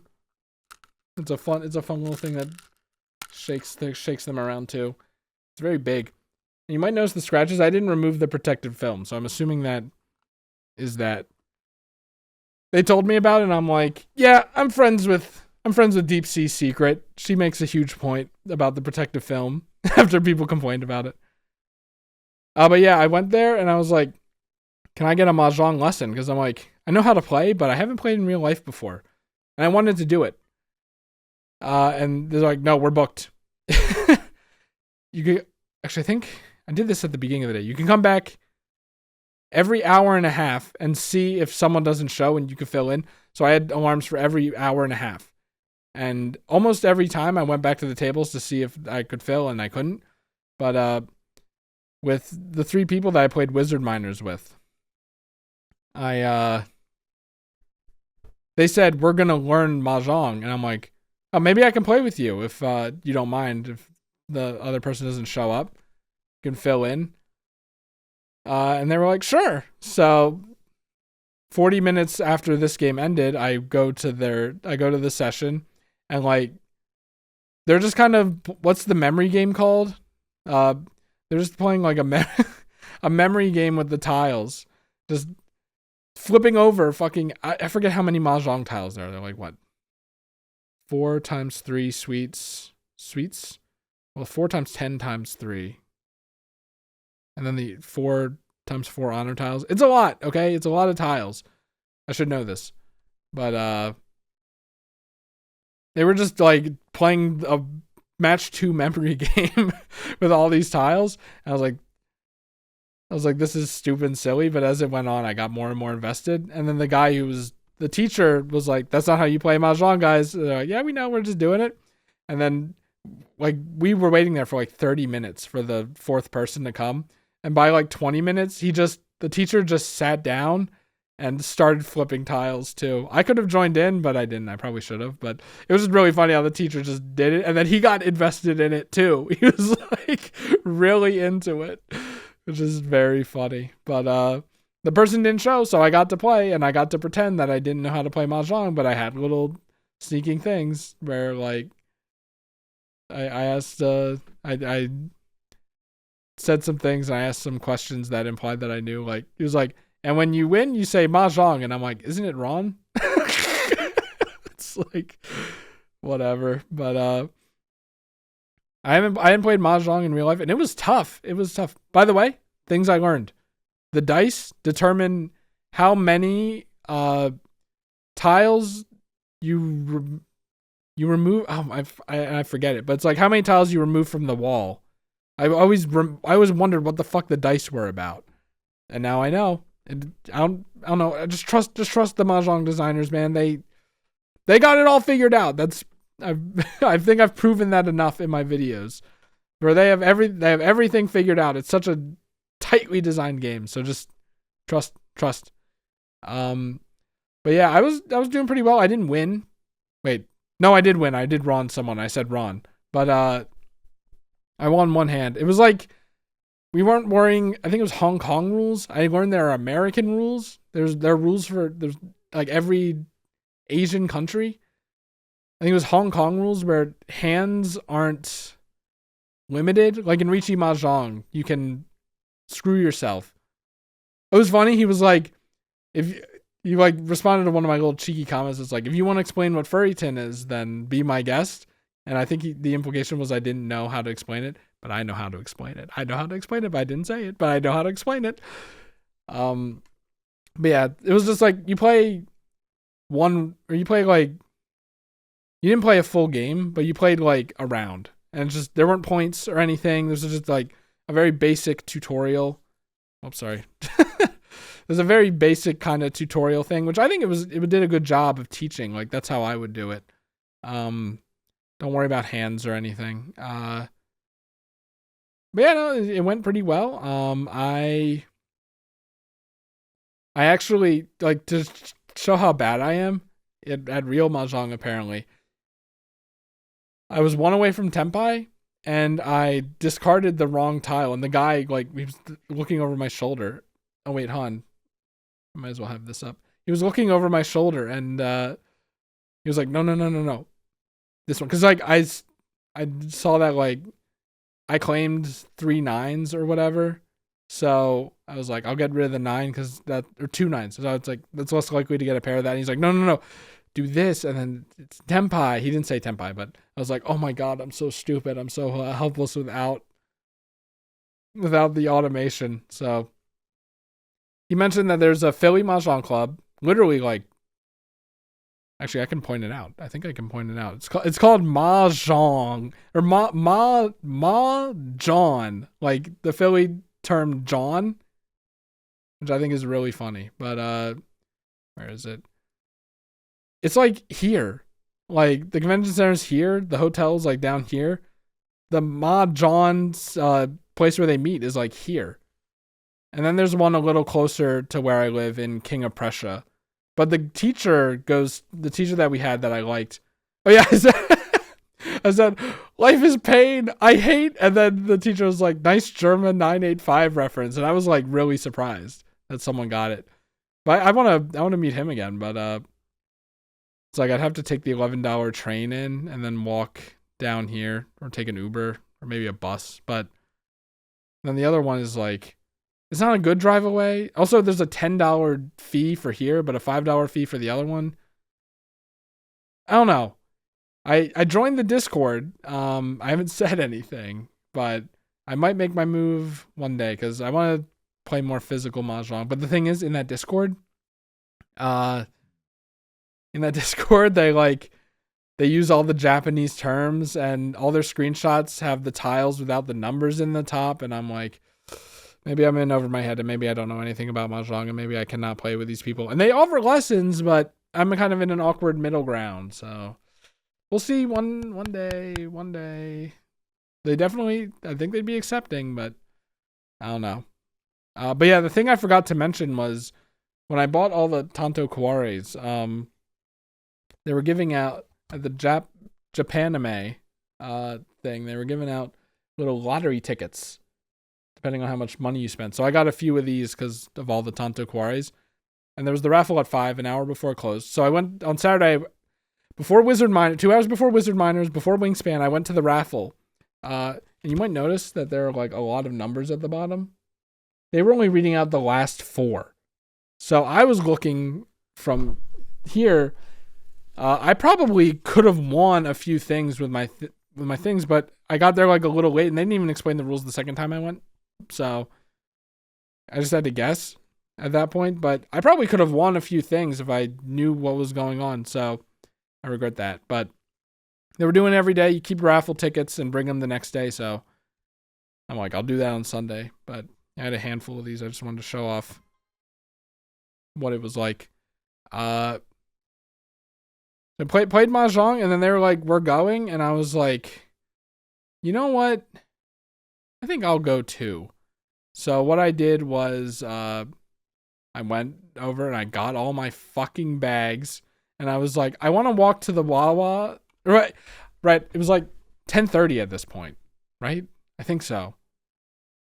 It was like 10 or something. And I was like, I could get an early start tomorrow. I want to get an early start because I want to wake up in time for Luke and Eddie. But what I did was I was like, I want to go to the Wawa. So I remembered the coat check. I went down the coat check. I had all my bags, and I was like, I could, like, I'm not fucking walking 3 blocks with this. Even if I Uber from the Wawa, I'm not doing it. So, new plan. I just Ubered back to the hotel room, and I DoorDashed for the first time in fucking forever.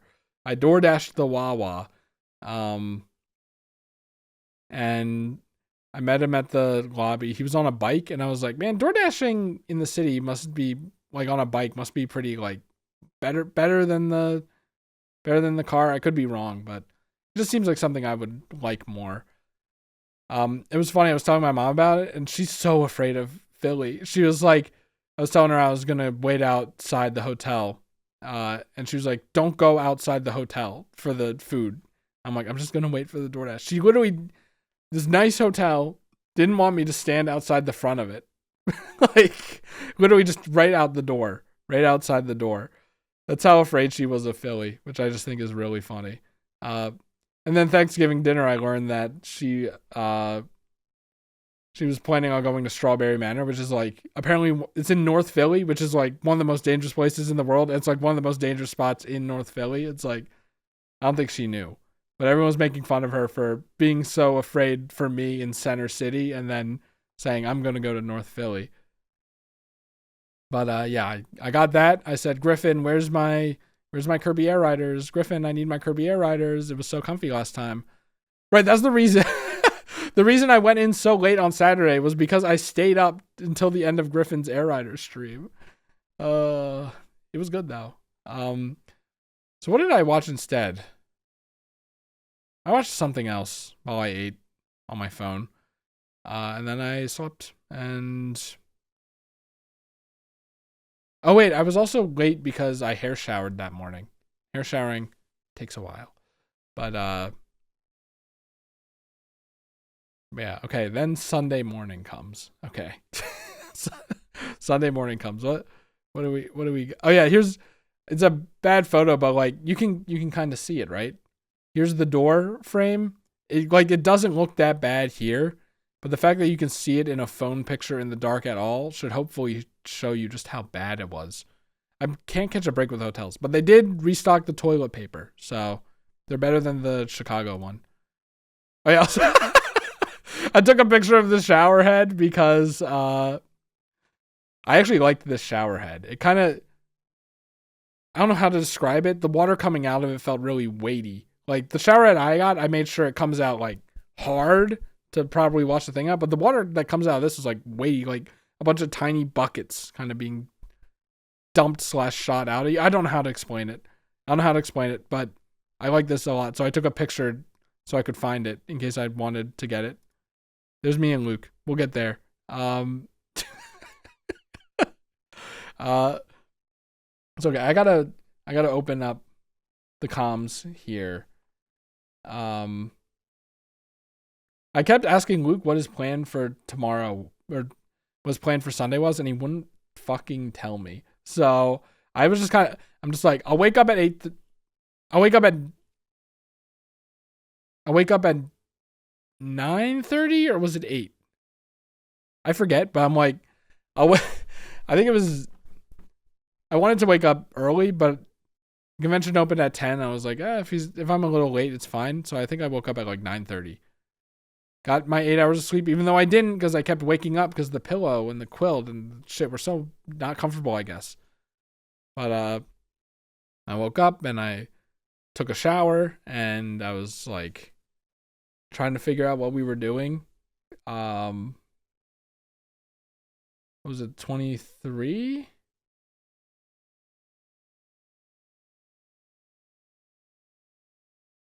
But I was trying to call Luke and he's like, I'm taking a shit. He's like, he didn't know what he was gonna do for parking. All right. It was a whole mess because I had my bags. I had to check out by 11. I had to get the bags. I was like, okay, and here's the thing. Eddie woke up at like 6 a.m. Hold on, I can actually get the message.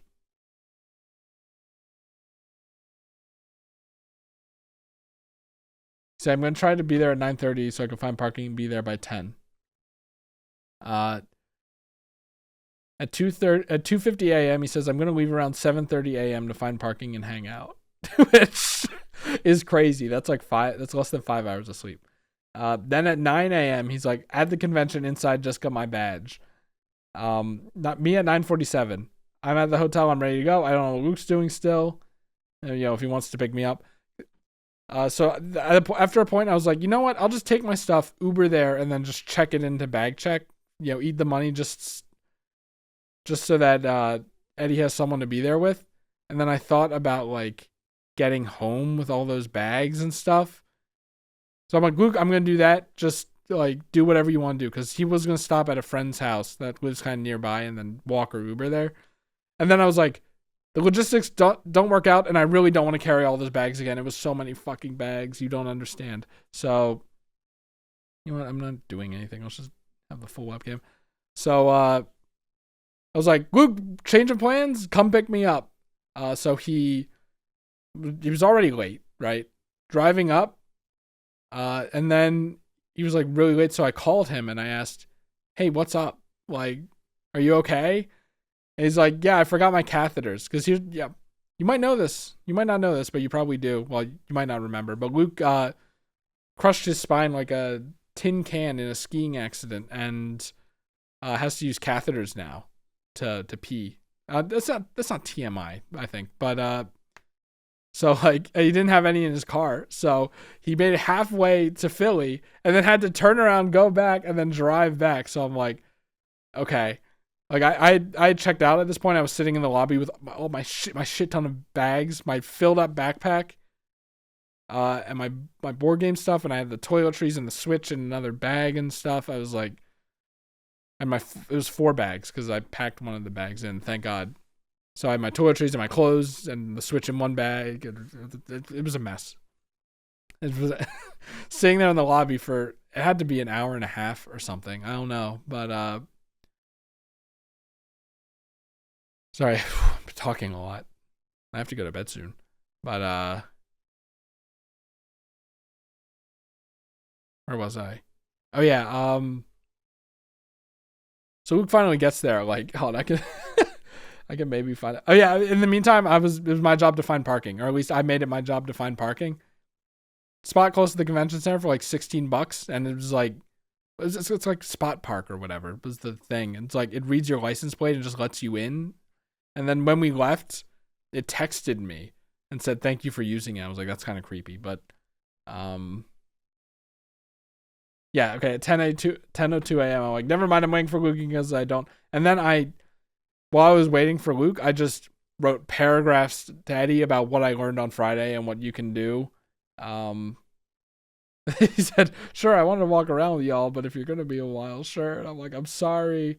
And then, oh my God, I completely forgot. At the end of the Mahjong thing, I booked a session for 2 people at noon for Sunday for Luke and Eddie, or maybe if Eddie didn't want to do it, Luke, and then I could do it again. Because they were booked. They were super booked. It was like 1 2-person session or 1 2-person session or 2 1-person sessions for Sunday, and that was it. So I just grabbed it. I was like, we're not going to make it. It was like, it was 11. Yeah, it was like 11:11 when I said, I told Eddie that he should go to the Mahjong thing and learn Mahjong. He didn't. Man, Luke picked me up to the hotel. I could throw all my shit in his trunk, thank God. We went to the parking. We started walking to the convention. Hold on. I sent this to Eddie to say that we're on our way. I was like, Luke and I were wearing the same sweatshirt, which was not coordinated, which is really funny. The Monster Hunter fan gamer one. Yeah, we were walking halfway to the place, and then Luke forgot his vape. I'm like, well, let's just turn around. So it wasn't halfway. It was less than halfway. It was like a fourth. But turned around, went up, walked all the way back up the parking garage, all the way back down. And then I saw this ad for Mulvad VPN, which I thought was really interesting because Mulvad, like, seems kind of underground, for lack of a better term. It's not one of the, like, not Squarespace, like one of the sponsored podcast kind of VPNs. It's like they incentivize you to like send in money. You can use a credit card and PayPal and stuff, but like they're like, if you want to send in money for pure animosity and leaving no paper trails and stuff, like you can. And I have it right down here. But to see an ad for it in Philly was like kind of crazy to me, so I took a picture. And I was supposed to send it to the friends that recommended Mulvad to me, but I didn't. What was next? Oh, this is the Terraria board game. We are a ways away, but so like we get there, we walk. Actually, you know what? Put me back. It doesn't do it justice, the map, but here's the entrance we came in. We walk. This really doesn't do it justice. This isn't even accurate, but walk all the way over to the badge pickup to get Luke's badge. Oh wait, I fucking forgot. Okay, so we didn't know what we were gonna do for lunch. We weren't gonna buy con food, so I was like, "You want to stop in the Trader Joe's and get some pre-made sandwiches?" Because my mom told me the night before that Trader Joe's does that. Or was it 2 nights before? She told me Trader Joe's does that after I bought the Oreos. So the JoJo's. So I was like, you know what, Luke, let's just go in and do it. So we bought 6 sandwiches for 2 each. Bought some for Eddie. I was like, Luke, call Eddie and find out what he wants. And then wordlessly, Luke just picked 3 sandwiches off of the thing. And I was like, you don't want to call Eddie? Tim, it was too much work. But so we bought the sandwiches. I bought more JoJo's. That's those ones down there. Because I thought I was going to eat them. I didn't at all. Not all during the convention, so I was just carrying them around. But I figured it's like a dessert or something. So I mean, we got Luke's badge, and then that's where they just had a kind of fish tank kind of thing of lanyards. So I got my lanyard. I never wore it still, but like I got a lanyard for it finally for my badge. Went to the bathroom. Eddie was waiting around here. And then he said he was waiting there for 4 hours. He didn't do anything.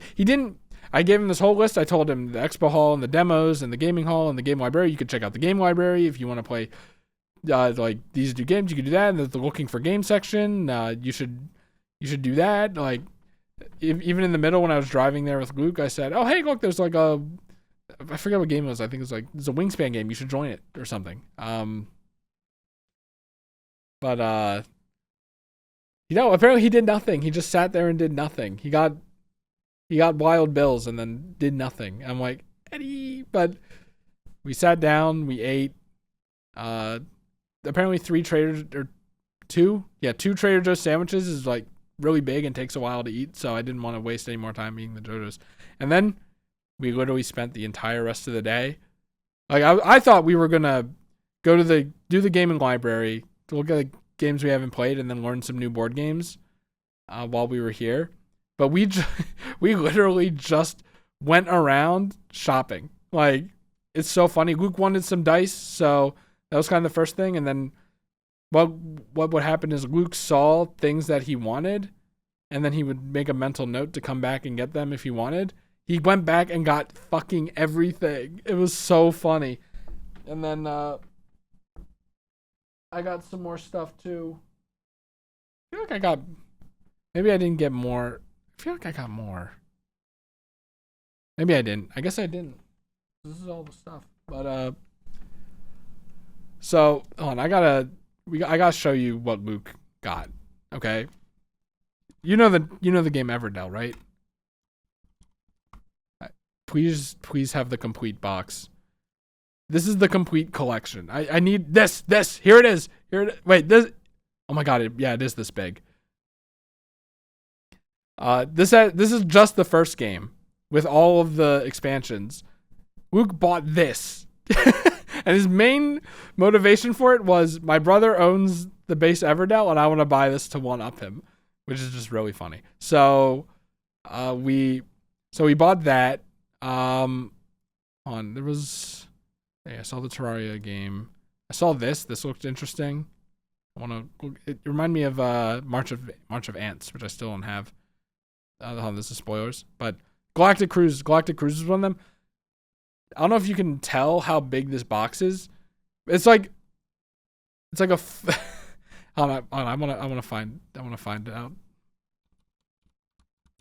While Luke and them were looking at games, I was on my phone with Board Game Geek, saying like what the score was, what the rating was, what the weight was.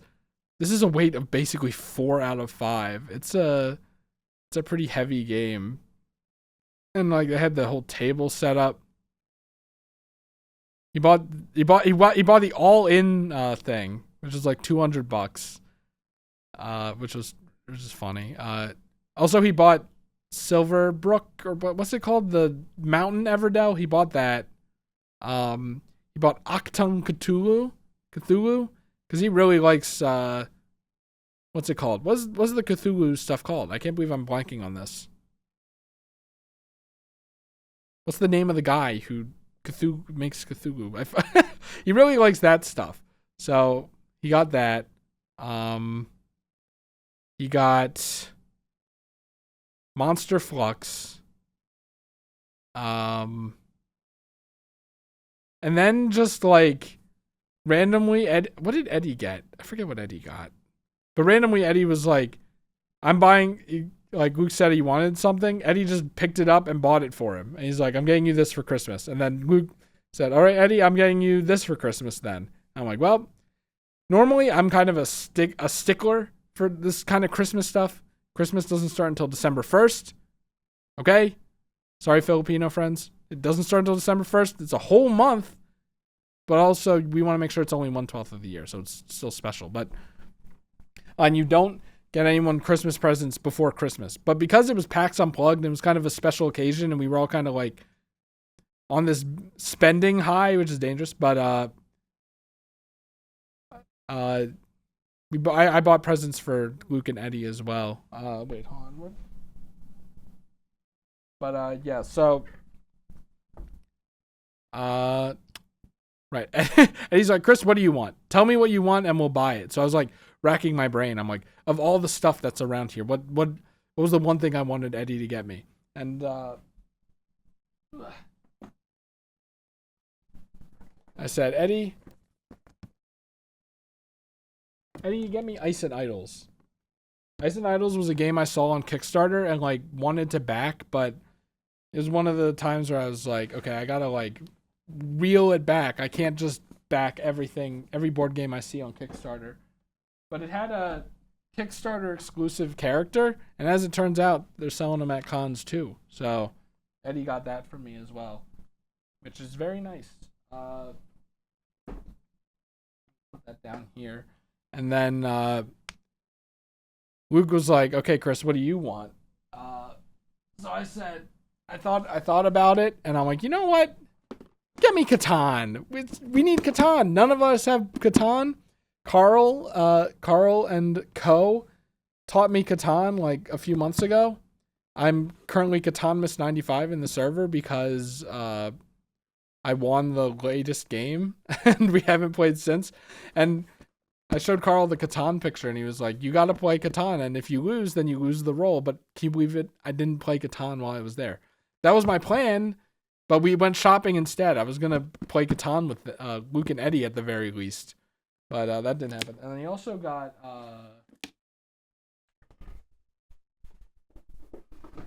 I guess to round out the price, he got the 5 and 6 player expansion to make his gift kind of match what Eddie was doing. And what I guess I was doing as well. Yeah, because he got this last.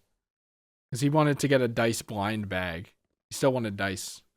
But we're never going to get 5 or 6 players, but you know what? It's good to have, I guess, in case I ever run into 5 or 6 players, so I'm going to be thankful. And then what I got for Eddie was Finspan, because we played Wingspan during a board game night, and whoa, do not touch that. Docs himself. Finspan just came out too. Finspan is so funny. Because I love Wingspan. And I saw Finspan. I'm like, this looks like the funniest game ever made. It's Wingspan but with fish. And Eddie was talking about how because we were passing by the booth again. He's talking about how he likes fish more, and I said it was lighter, and he said I'd probably like that more. So I got him Finspan, and I guess because it was the last day, it was signed by the 2 designers. And then I also got him the like proper wooden figures and squishy eggs. Maybe it's the Salmon Run player in me, but see, because normally you get these little tokens. But I wonder if anyone has a picture of that. Yeah, I got Eddie Finspan, and then when he received it, he was like, I wasn't that serious about it. I'm like, Eddie, you're not supposed to fucking say that. I think Eddie kind of doesn't like me, which is kind of funny, but also kind of sad.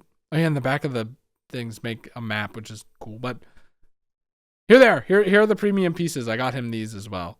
And the eggs are like, they're squishy, but they're really hard to squish. And he wasn't happy about that, but Luke was happy about it. He was stimming on those the whole time we played. But that's spoilers. So I got him Fitzpatrick, and I have to figure out what One Piece games I got Luke. I was like trying to figure out what to get Luke, and then I was like, there were like anime games that Luke there were games of anime that Luke watched or liked. It was like Adventure Island, which actually came out this year. That's crazy. And it's not Luffy's Bento Panic. I bought this a while ago, and we still haven't played it, even though we want to. But Adventure Island is one of them. It's like, say like you can. I read the back of the box. It was like, are you serious about this artwork in 2025? I don't know what that means, but it seems like there are scenarios based on events that happen in the manga. And then I actually can't believe I want Aunt's Piece. Can't believe I forget. It wasn't the card game. I'm almost certain. Dream Pirate Crew Battle Royale. There was this, I think, Assault on Marineford. And I don't know anything about it, but I was like, I read the backs and I looked on Board Game Geek and they looked pretty good. Even though this had like nothing, but I think the other one kind of had nothing too. But I was like, this works. 2-day players, love to see it. So Luke loves One Piece. So those were the presents I got him. And I did forget to mention something. Eddie is really big into Riftbound. So he wanted to buy Riftbound packs and a 4.2. Jesus Christ. Apparently people hate this game. I did not look on Board Game Geek, apparently. Well, We'll be the judge of that. Anyway, Eddie's really into Riftbound, which is like League of Legends Magic the Gathering. And it's new. It's like new. Apparently, some of my friends who are playing Magic now, I mentioned to them, they didn't even know it. So, he wanted to get Riftbound, like, PAX or whatever. But the place was being swarmed by a giveaway. So we walked down the convention, and then I'm like, the giveaway's over. We should go back. So then we went back, and I was like, I'd like to try it with Eddie. So I bought the starter decks, right? And then you're not gonna like this one, okay? You're not gonna like this one. Eddie bought 2 booster boxes. And I bought one. Because I was like, it was really irresponsible. But apparently these are fucking impossible to get, and they were running out. They were running out of stock. There are only so many left on the shelf, and I was like, I know how card games work to an extent. Like the starter decks are gonna be good, but like I'm probably gonna get bored of them, and I kind of want to just be able to see if I can build my own deck. And what's a good way to make sure you get enough cards to build a deck? Get a booster box. So I got a booster box. Eddie got 2. That's like crazy. While I was waiting to buy mine, I looked on like the cashier screen, and I saw someone spending $589, and they just tapped it like it was nothing. I was like, oh my God, that's like something I would do, but it wasn't something I did this time. Okay. They were like, according to Eddie, they were a little more than MSRP, but I don't think it was that bad. And then so we were like, let's go early. Like Eddie had the idea of we got all our games. Let's just go back to Luke's and do board game night. We don't have to do it here, and we bought so many new games that we want to try. And we didn't want to, I was like, I kind of agree. I don't want to lug it to the games library and then have them having all of our games. It was a lot of games sitting all around. So we went back to Luke's. Eddie drove his car, and so he drove us to because we had so many games. We took them to Eddie's car, and then he took us to our car, and so we didn't have to take them out. We just left all the games in Eddie's car, and then we both convened at Luke's, and we did a board game night. And we started with Monster Flux. I'm not really that big on Flux, even though they like it. But something about like the theming of Monster Flux was a lot better than usual. I think we played Zombie Flux and Cthulhu Flux before, apparently. I remember Cthulhu, but not Zombie Flux. But I kind of liked this one a little more. So I'm kind of turning on Flux in a good way.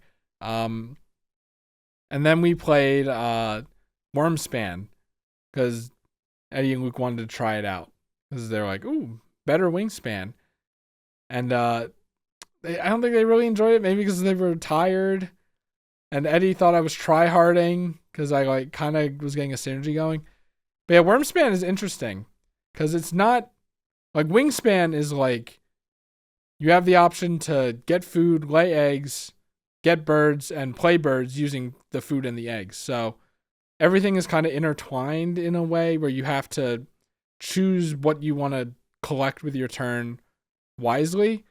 But in Wormspan, I thought it was just Wingspan, but you have to place down caves before you could place down birds. But no, it's different, where the ways you get resources are completely different. And like turns cost coins, not things, and there's the guild, and you get stuff from that. It's like I can't properly explain. I mean, I can, but it's gonna take a while, and I have to go to bed right now. But it's like I was very intrigued by how it has the same kind of format as Wingspan, but it played completely differently because you got resources differently. It was interesting. Bad part about Wormspan, though, it doesn't have dragon facts on the cards. You have to refer to a little booklet, which people didn't want to do. But they wrote like paragraphs, which is why, like lore-based paragraphs instead of like a sentence or two of little trivia, like this bird lays its eggs in other birds' nests or whatever. So that was kind of disappointing. But like, I thought it was a good game. We got to give it another shot, I think. And then because we were tired, we left. Right, Luke had to go to bed. Luke had to wake up for work at 4. So he drove, because I took the train up. He drove me back, and it was like midnight. So and I had to get up for work, but it was later, right? It was like, I think I was working 11 to 7 or something. So I was fine, but Luke definitely wasn't. And then we scheduled another board game night for Tuesday. So, let's see if where are my arrows? So here was the Wormspan score, by the way. I did win, but kind of barely. Poor Eddie. But he just kind of checked out, I think. But Luke was close. Luke thought he had it in the bag, and I believed him. But because he was doing a lot of guild stuff. But I think I pulled it out somehow, more rounded out thing. But yeah, then we went back to Luke's for board game night 2 days later on Tuesday. By the way, no Kirby Air Ride. We didn't play any Kirby Air Ride. We were gonna play Kirby Air Ride before Eddie got there, but Eddie got there earlier than we thought. But so what did we do for second board game night? Well, we had to play Luke's giant thing of Everdell, right? And I've wanted to play Everdell for a while because Luke said Everdell Far Shore for the longest time, and almost every board game night I'm like, we should play Far Shore, and then we never do. So we played Everdell. The problem was Luke's brother, who knows Everdell, was there and didn't want us to spend time reading the rulebook because he'd explain it. But it was kind of interesting because we had Luke, me, Eddie, Luke's brother who knows the game, and then because it was like Thanksgiving, Luke's brother who didn't know the game was also around, and then the brother that knows the game's girlfriend decided to actually play. So we had like how many people is that? That's like a 6-player game, which is pretty interesting. Not gonna have that again, but we eventually decided to just do normal Everdell, not the expansions. It was a lot of stuff. We spent so much time just fiddling around with the components in the box, going, "What the hell is this? What the hell is this? Where does this go?" But yeah, I think ultimately no one really besides Luke's brother, no one really fucked with Everdell because we didn't really kind of understand it and the mechanics, and we weren't doing things properly. I want to give Everdell another chance, but this is like you put down a building, and when you put down a building, you can play a related character card with it, but like I didn't know the rules of that, and I didn't really want to ask, so I just kind of ended up doing nothing. And then we didn't even finish the game because Luke's brother had to go. Luke's brother knew how to play, had to go. So we did that, and then we played Finspan because I wanted to. It was Eddie's gift, and we wanted to see the whole thing with Wingspan. And Finspan is apparently the lighter version of Wingspan. Honestly, I can't really tell what's heavier and lighter. To me, Wingspan seems like the most complicated still, but that's probably because I'm more invested in it and kind of understand that you really have to think when you play it. By the way, really recommend buying Wingspan for the phone and just doing an asynchronous turn once or twice every day. I like it a lot. But we played Finspan. Finspan is different because maybe I can get it up here. Actually, hold on. Let me. Oh, that's the last picture. But did I not upload a picture of me of our scores in Finspan? But Finspan is different because I learned that most of the points are about well, one, the board is vertical, not horizontal. Your diver goes down all the way. It doesn't stop at a fish. You get rewards based on if there's a fish in one of the 3 sections. So here's a section, here's a section, here's a section. And most of your points are making schools of fish. So you can only have 1 egg on a guy, and then you want to hatch that into a fish, and then you want to move the fish off so you can put another egg on the guy to hatch a fish, and then you want to put 3 of the fish together to make a school because those are worth 6 points. I didn't know about the 6 points thing until the end of the game, though. But it's a very interesting spin on Wingspan that's kind of more focused on like eggs, and then this completely different fish and school mechanic. And then you can like like tucking cards is you have to put a bigger fish on top because it's like bigger fish eating the smaller fish, and it's that like you can take cards back from discard. There are things like that. It's like it's very interesting.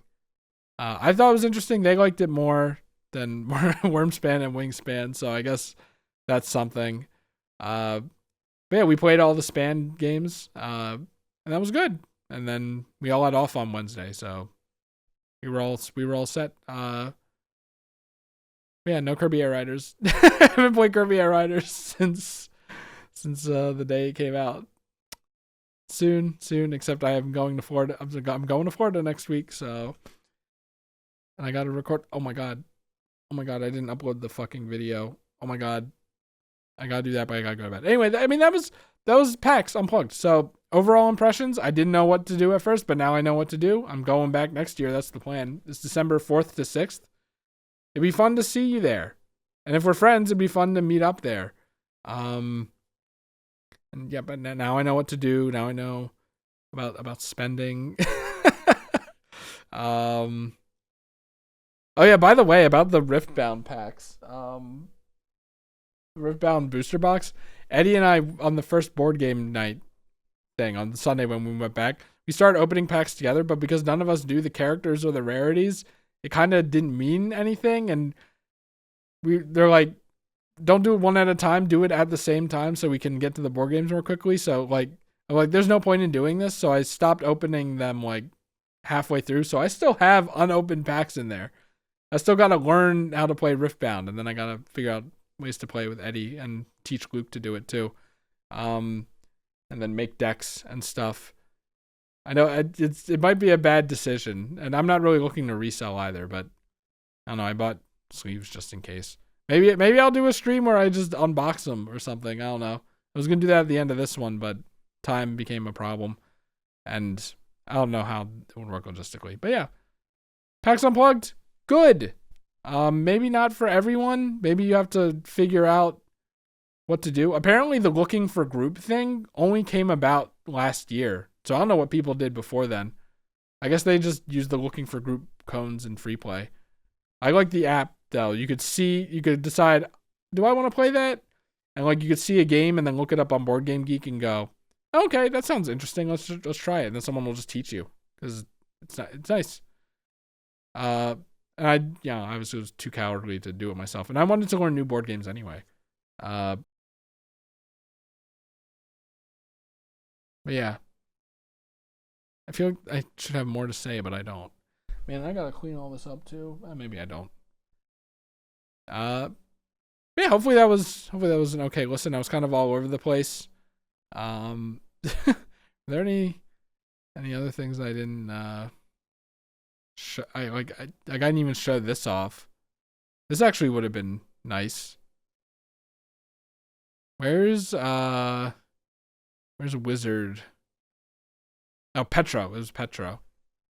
Restoration Games. Oh, that you could just demoed all of the unmatched games. I probably should have tried that because I have one unmatched, but it's only for 2 players, so we haven't played a lot of it.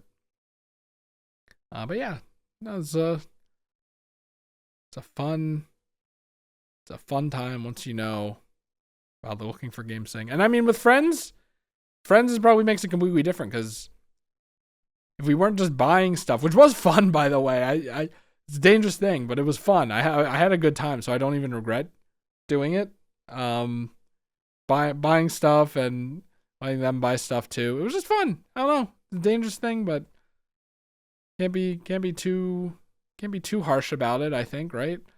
But like if I had my friends there for more than one day, more than like half of one day, because remember it closed at 6 p.m. so we only really had like 12 to basically 5. By the way, I didn't win any of the raffles the second time, which made me more upset about not knowing how it worked the first time. But yeah, like I'm sure if like even if they were here Saturday, we would have gone on a shopping spree or something Saturday or even Sunday, and then on Saturday or Sunday on one of the days we would have done the free play thing. And then if we had both days, then that'd probably be more. So maybe next year. Maybe next year we'll do that. I should bring it up to them now that I know that they have dates, which is pretty quick. Yeah, the plan is to go next year. And hopefully a lot of my Kickstarter board games will get here on time. Why? Actually, I don't know why. That was just something I said. So I do have a lot though coming. But yeah, hopefully this was interesting to listen to. I didn't have as many I feel like I didn't have as many aids, visual aids and event aids, but I ended up remembering pretty much everything by the end of it. Like I forgot about all the stuff on Saturday and then I remembered. So I'm happy about that because I wanted to do this as soon as possible before I end up forgetting everything. So hooray. All right, I'm going to end the stream and go to bed. Bye.